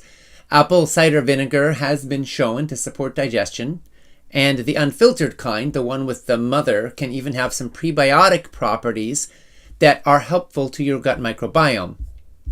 That said, a couple things you want to be aware of. First of all, apple cider vinegar is acidic. Too much acid can potentially irritate your throat or your stomach lining, especially if you take it on an empty stomach or have any sensitivity. So if you notice heartburn or discomfort, that might be a sign to cut back or to have it after you've had some food. Also, the acid can erode tooth enamel over time. This is also true about kombucha, by the way, which can be good for gut health, but bad for tooth enamel. So it might be wise to drink it through a straw, and it also might be wise to rinse your mouth with clear water afterwards, just to be safe. Bottom line is, if it feels good in your body and you're seeing benefits, it's probably good for you. But like most things, more isn't always better, and it's smart to stay tuned in and listen to how your body responds. Thanks again for asking and for caring about your gut health. Dee wrote, Ocean, this is a beautiful way to honor your dad's memory. We really miss his presence too. Been watching the FRN Summit annually. It is so lovely that you continue his life's work and make it even more personal. Truly a living legacy of love. Thank you, Dee. I'm so grateful to be here with all of you. It warms my heart, and it helps me feel so enriched to feel the connection, the fabric of community that we're all building and sharing together. I know that my dad is probably smiling at all of us right now. I'm also happy to share the rest of Dee's comment here. Dee said that I'm so glad we jumped at the opportunity to get the empowerment package. Thank you for all the extras. The Timeless Treasures, John Robbins' interviews, is such a special gem. Thank you, Dee, for mentioning that. So there are a lot of bonuses that come with the empowerment package. And for those who don't already know, one of them is Timeless Treasures, which is a collection of my dad's most treasured interviews from Food Revolution summits over the years. For our first 12 years, he conducted interviews that went into those summits. And they were extraordinary, in-depth, profound interviews. And that's what our summits were for many years. Audio-only interviews. Just my dad having incredible conversations with world-leading experts. And so we put a collection of his favorite interviews into the Timeless Treasures collection. And that's one of the free bonuses that comes with the empowerment package. Dee said we picked the anti-cancer collection since a family member has been diagnosed with colorectal cancer and is undergoing treatment. Dee, we're sending love to your family member and to your whole family. And for those who don't know, another bonus with the empowerment package is any one of 4 health collections. You get to choose. Each health collection gives you a workbook and recipes and expert interviews specifically focused on a topic. So one is anti-cancer, one is the heart health collection, one is the gut health collection. So those are all available. You get to choose one for free with your empowerment package, or you can get the whole bundle with an extra $47 called the Total Health Collection. Dee also said our biggest hope and prayer is that sharing this knowledge may be a catalyst for change in our extended family. My husband and I are the only 2 on a plant-exclusive diet. While our family are supportive and respectful, they struggle to grasp the whole message. Keep up the inspiring and life-changing work you do. Thank you, Dee. And I hope everybody watching is able to keep thinking about how what you're learning will affect not just your life, but also your loved ones. You know, we set an example, and the best example is one of vibrant health. But when you're eating wholesome, healthy foods, you shift culture. You create more demand for healthy foods in stores and in restaurants. You make it more cool to eat the way that you are eating, and that helps other people to be inspired and see what's possible. So, and of course, when you spread and deepen your knowledge, you are also able to share more wisely and effectively with the people you love, respectfully, of course. You know, there's that old joke, how do you know if a person's vegan? Oh, don't worry, they'll tell you. So I think learning how to be true to ourselves and our own conscience, and also be respectful of other people, at least for me, that's part of my conscience. I care about people. I want them to feel respected in living in the way that makes sense to them. Nobody likes having ideology shoved down their throats. But when we are alive with our own joy and health and vitality, and we love what we're eating, then that can be kind of contagious. Bob said, during episode 2, there seemed to be a recommendation to get blood testing for vitamins, micronutrients, and EPA. Question is, how do you ask doctor for that type of testing? Bob, thanks for that great question. So yes, in episode 2 yesterday, we did talk about the value of getting blood tests to check on key markers, including micronutrients, omega-3s, and vitamins, so that you can better understand what your body might need. But yes, it can be tricky to know how to actually ask for those tests. So here's a simple way to begin. You might want to tell your doctor that you're working on improving your nutrition and overall health, and you'd like to get a few key labs to better understand your current levels. Now, some of the specific tests you may want to ask for might include vitamin D, also known as 25-hydroxyvitamin D, vitamin B12, your omega-3 index, especially your EPA and DHA blood levels, which is not often offered routinely, but can be available through specialized labs and is a critical thing to know about. Also, your ferritin levels for iron storage, your homocysteine levels, which is a functional marker that can reflect on folate, B12, and B6 status, and your CRP, or C-reactive protein, which is not a nutrient, but a marker of inflammation. Some doctors may not be familiar with tests like the omega-3 index, or may not think they're necessary unless there's a specific medical concern. If that happens, you could consider ordering a test yourself through a reputable direct-to-consumer lab like yourlabwork.com. Again, their website is yourlabwork.com. Ultimately, the goal here is you want to gather personalized information so you can make informed choices. Testing isn't required for everybody, but it can offer really helpful clues, especially if you want to track progress or optimize lifestyle over time. To learn more about testing and direct-to-consumer labs that can offer tests your doctor might not prescribe, you can go to foodrevolution.org and type lab tests in the search. Again, at foodrevolution.org, just type in lab tests in the search, and you'll find an article we wrote on the topic that goes into a lot of depth and covers a lot of the specific tests and panels you may want to consider getting. Thanks so much for caring about your health and for being so engaged. Kristen said, as a 2025 graduate of the FRN Nutrition Coaching Program, this summit is an excellent addition to the course. I highly recommend the coaching program. I'm now highly qualified to spread the FRN message to all my clients. Kristen, thank you so much for sharing. We're so glad you are here. And yes, it's true, folks. Actually, one of the bonuses that comes when people register for the plant-based coaching certificate is right now, I think they get the last 4 years worth of Food Revolution Summit empowerment packages, plus the next one that will come out in 2026 as a free bonus. The plant-based coaching certificate is a really powerful program for those of you who want to go deeper with this and maybe want to become a coach, learn how to influence others, maybe even consider a side gig or a new career path. It could be a game changer for you. We are getting incredible responses from our coaches. If you go to certificate.foodrevolution.org, you can find out more about the program. It's open for enrollment now, and it will be we'll be having a whole new cohort starting in January. Again, that's certificate.foodrevolution.org. Gwen said, I love that you're rerunning this series. Even though I bought the package last time, there's something about seeing it live that just reignites my enthusiasm, so thank you.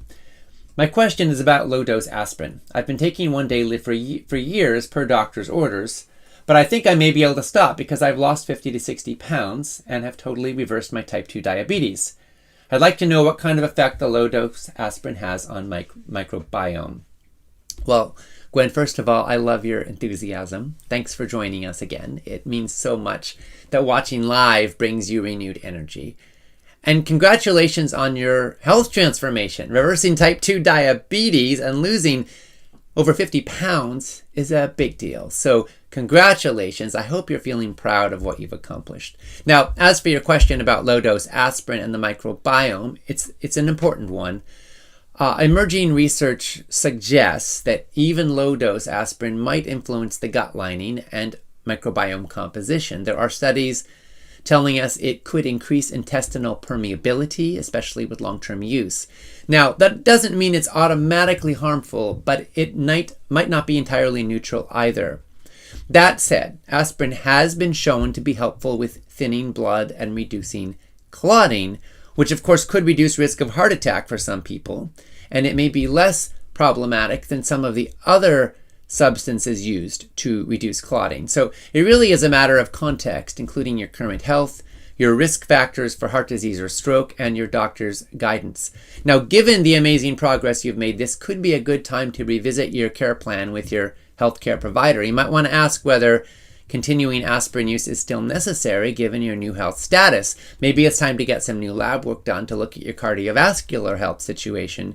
And you may also want to ask them to take a look at the potential microbiome impacts as part of the picture. A lot of people think that an aspirin is completely harmless, so why not just be on the safe side? But the truth is, it could be having an impact. Therefore, ask them if it's really needed. Whatever you decide, it's clear you're paying close attention and taking empowered steps, and we are cheering you on every step of the way. Carolyn side question. You mentioned stevia is not as healthy as it appears. How about the stevia plant as a sweetener using the whole leaf, such as in tea? Well, Caroline, I love your question, and I'm so glad you asked it.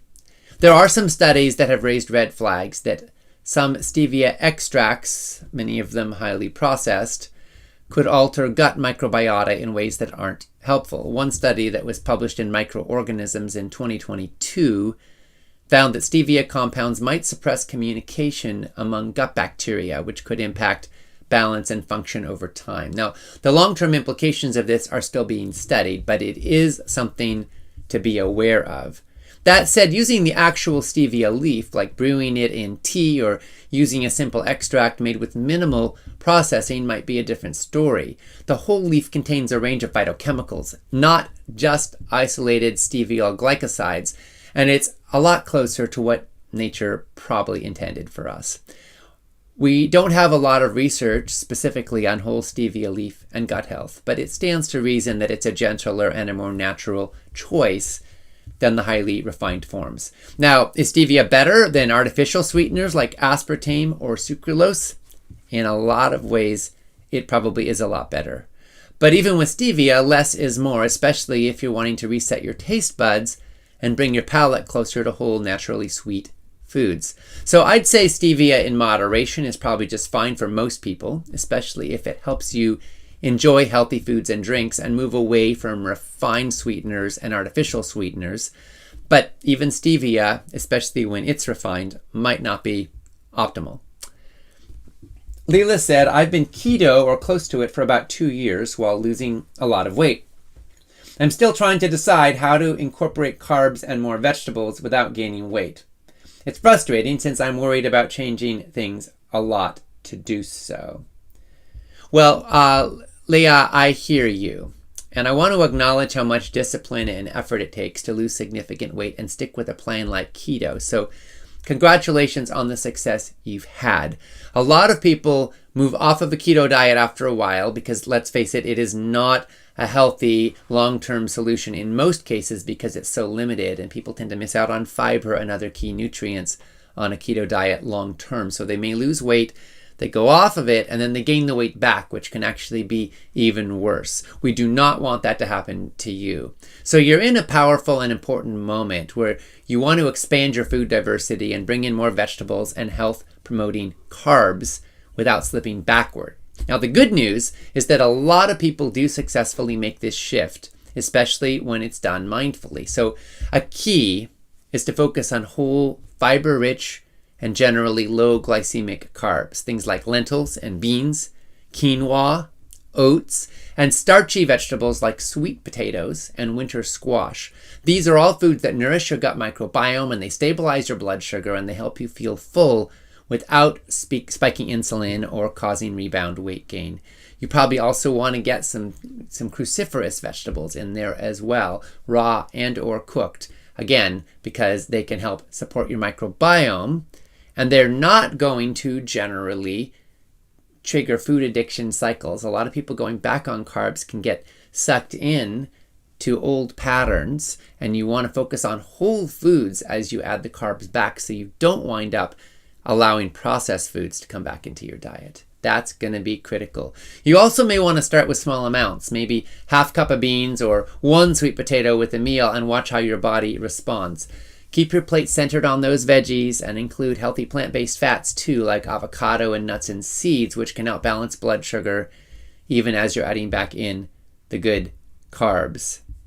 Keep in mind that shifting from ketosis back into a more balanced eating pattern can take some time. So if you've been running on mostly fat for a long time, your body might need a little transition period. So do it step by step. Take a couple weeks or a few weeks to ease back. Listen to your body and see how it's doing. But it can adapt and thrive. And I want to encourage you, you're not messing things up by inviting more variety and nourishment onto your plate. You are evolving and you're tuning in. And that can be a beautiful thing. Joanna asked, are sparkling waters with natural flavor harmful to gut health? Joanna, thanks for asking. I'm kind of a fan of sparkling water. Now, some people find that adding carbon dioxide to their water gives them bloating or doesn't feel great. It certainly can trigger burps, but I just think that it tastes better. So it makes me drink water more, and I think that's a good thing. So in our family, we have a home carbonator, and we drink lots of carbonated water. As far as I know, that's a good thing. Now, when you buy bottled water in plastic, you are at risk of getting some microplastics. You're also paying a lot more, and there's all the transportation of the water, and so which has environmental impact as well, as does the plastic. So I'm not a big fan of sparkling waters in plastic tubs in general, and then a lot of them do come with natural flavors, and yes, those can be tasty, but natural flavor could mean anything. It's actually not a regulated topic, and it's usually not terribly natural. Sure, it could mean essence of lime oil or something like that, but it also might mean a chemical. So at the end of the day, natural flavors, it's kind of hit or miss, but I don't think a little bit's going to kill you. A spoonful of sugar, they say, makes the medicine go down. So if having a bit of natural flavor in your sparkling water helps you to drink that instead of Coke, then enjoy, enjoy. But if it But if you're looking for what's optimal, we do know that natural flavors are unregulated and could be involving some compounds that may not be great for us. We actually have an article about natural flavors. If you go to foodrevolution.org and type in natural flavors, you can see more about it. So it's a food label item that I tend to try to avoid personally. But again, do what makes sense for you and enjoy your water, whether sparkling or not, and whether naturally flavored or not. It's still going to be better than a sweetened beverage any day of the week. Amy said, 4 months of whole food plant-based eating, and I am off my metformin, and my primary care provider cut my blood pressure medication in half. She said I could probably come off it completely in 3 months when I see her again. Amy, congratulations. What wonderful news. We hear these stories a lot. In fact, when people move quickly from a standard American diet to a whole foods plant-based diet, they can often have their need for metformin drop so fast, or blood pressure medications drop so fast, that they need to be medically supervised and have regular tests, because it could happen that they bring their blood pressure down too low or their blood sugar levels down too low too fast, because you could literally have radical change in a matter of days. That's why we say food can be medicine when we eat it consciously and intentionally. This isn't to scare anybody. It's just to tell you how powerful this stuff is. So if you're making big changes, it can be great to be in consultation with a healthcare provider, because some of those meds may need to be tapered more rapidly than not. But here's the other thing, folks. We do see people who make big changes, get big results, and then over time they slide backward. And this is where staying the course is so important. It's not what you do for a day or a week or a month that changes your life. It's your habits that shape destiny. Now, of course, when you change direction, that's how you end up in a new place. But you got to keep walking in that new direction, right? That's what creates destiny. And so we want to support you every step of the way. And my hope is that this summit and all the resources Food Revolution Network offers can support you on your path. For those of you who really want to go deep with this, we encourage you to consider joining Whole Life Club, which is our ongoing membership community. And when you get an empowerment package, you have the opportunity to join with a 30-day free trial and then a 60% ongoing discount. So that's another great chance for those of you who decide to take that leap. Bernice said, thank you for making this series available. I'm learning so much. I'm studying health and nutrition for my own health and then to help others. I'm in my mid-50s and have several health issues, which has driven me to seek a natural whole food system. Inspiring series. Bernice, thank you for being here. We want to support you in addressing the health issues that you're dealing with and also in helping others.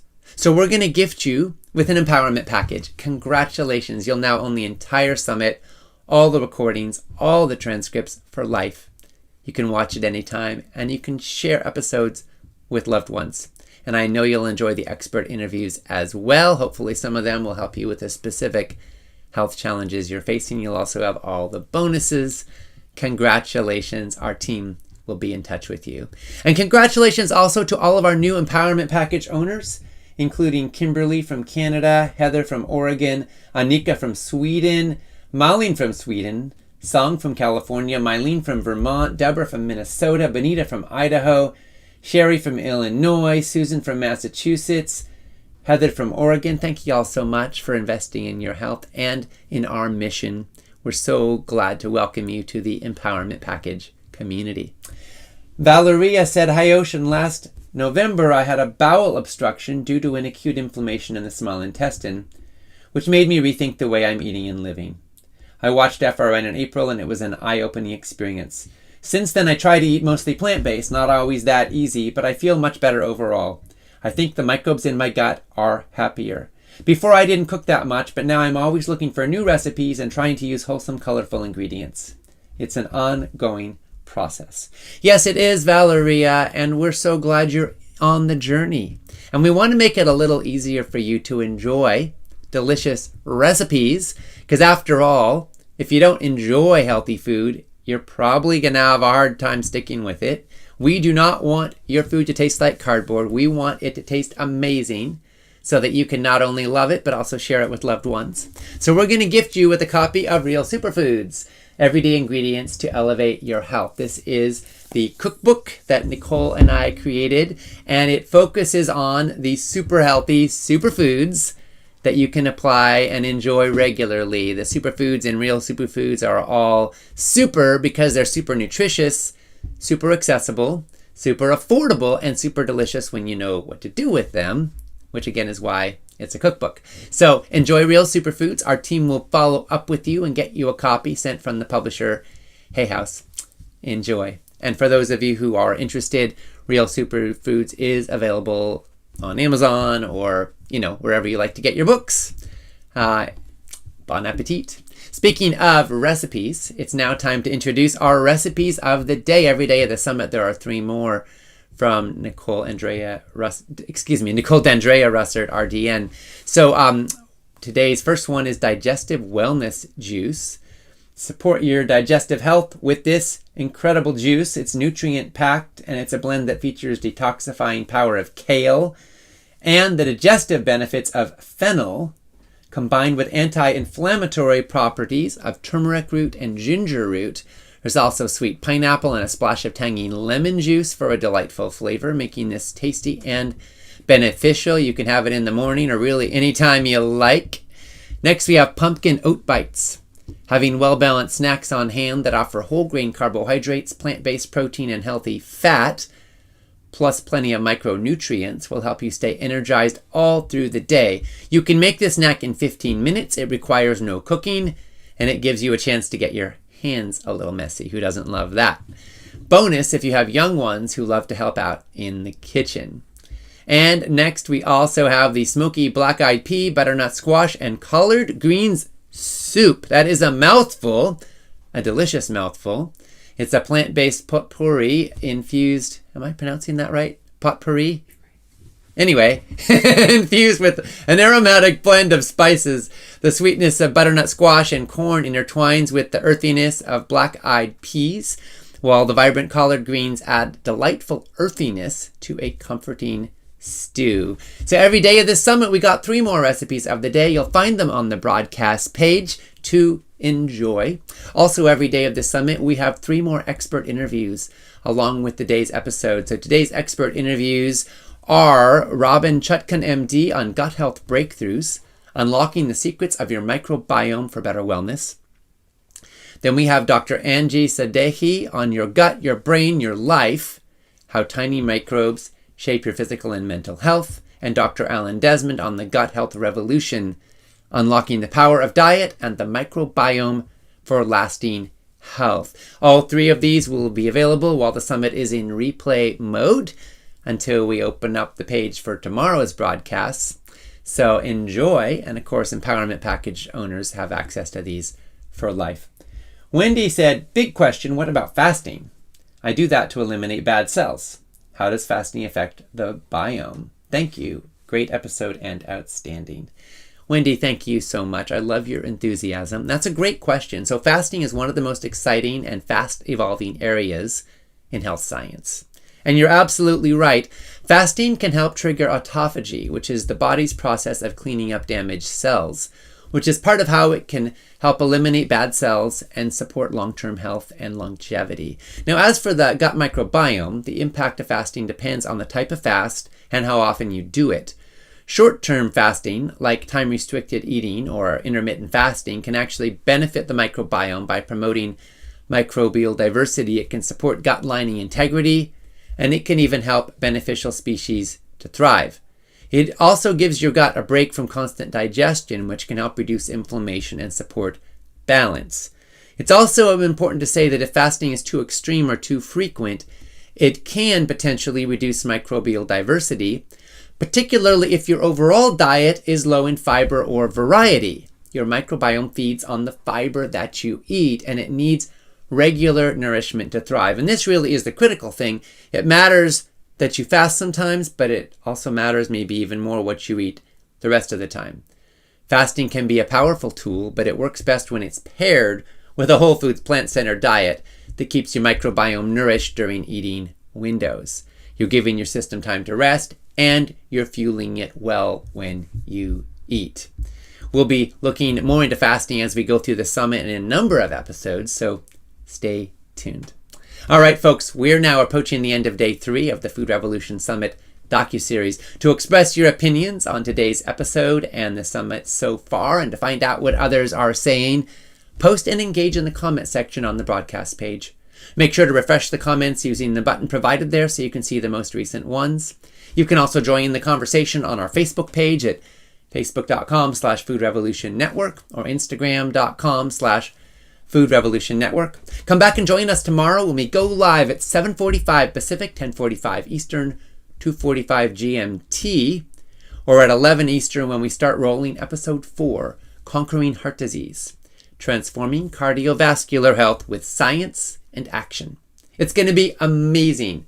So please come back and join us. In the meanwhile, post your comments and share in the conversation. Catch and share the replays right here on this page, as well as the expert interviews. And you can also check out the Empowerment Package so you can own it all for life. You can also enjoy our recipes of the day. And most of all, I hope you enjoy some good, healthy food today. We're wishing you a beautiful day. Thanks so much for joining us in day 3 of the Food Revolution Summit. And here's a peek at what's coming up tomorrow.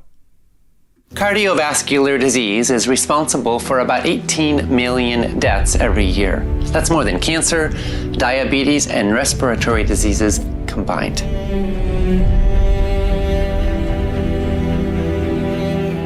It's the #1 killer. And we have people in our 40s and 50s dying from this stuff. And we know from, perhaps most valuably, from the intervention studies, intervention research, that diet and lifestyle is potentially, can possibly even treat it or reverse it. Most people think cardiovascular disease is inevitable, but science has shown it's not. I think that 80% of cardiovascular events could be prevented with a healthy, nutritious diet. When you make lifestyle changes that are big, you feel so much better so quickly in ways that really matter. It reframes the reason for making lifestyle changes from fear of dying or fear of a heart attack or stroke or something bad happening to joy and love and pleasure and feeling good, and that's really what are sustainable. In this episode, you'll discover the latest groundbreaking research showing how specific diet and lifestyle choices can prevent and even reverse cardiovascular disease. Let's do this. At Food Revolution Network, our mission is healthy, ethical, sustainable food for all. We want kids to learn about healthy food in school. We want doctors to learn how nutrition impacts health in medical school. We want the routine use of antibiotics banned from factory farms. We want a world where everyone, regardless of their ethnic or economic background, has knowledge of and access to healthy food for their family. We want a world in which heart disease, cancer, Alzheimer's, obesity, and diabetes are rare, and in which vibrant health is the norm. We're spreading the word, and we're standing for change. And with every empowerment package purchased, we make a donation to Trees for the Future, so they can plant another organic fruit or nut tree in a low-income community. Join this movement and stand with us for a real food revolution.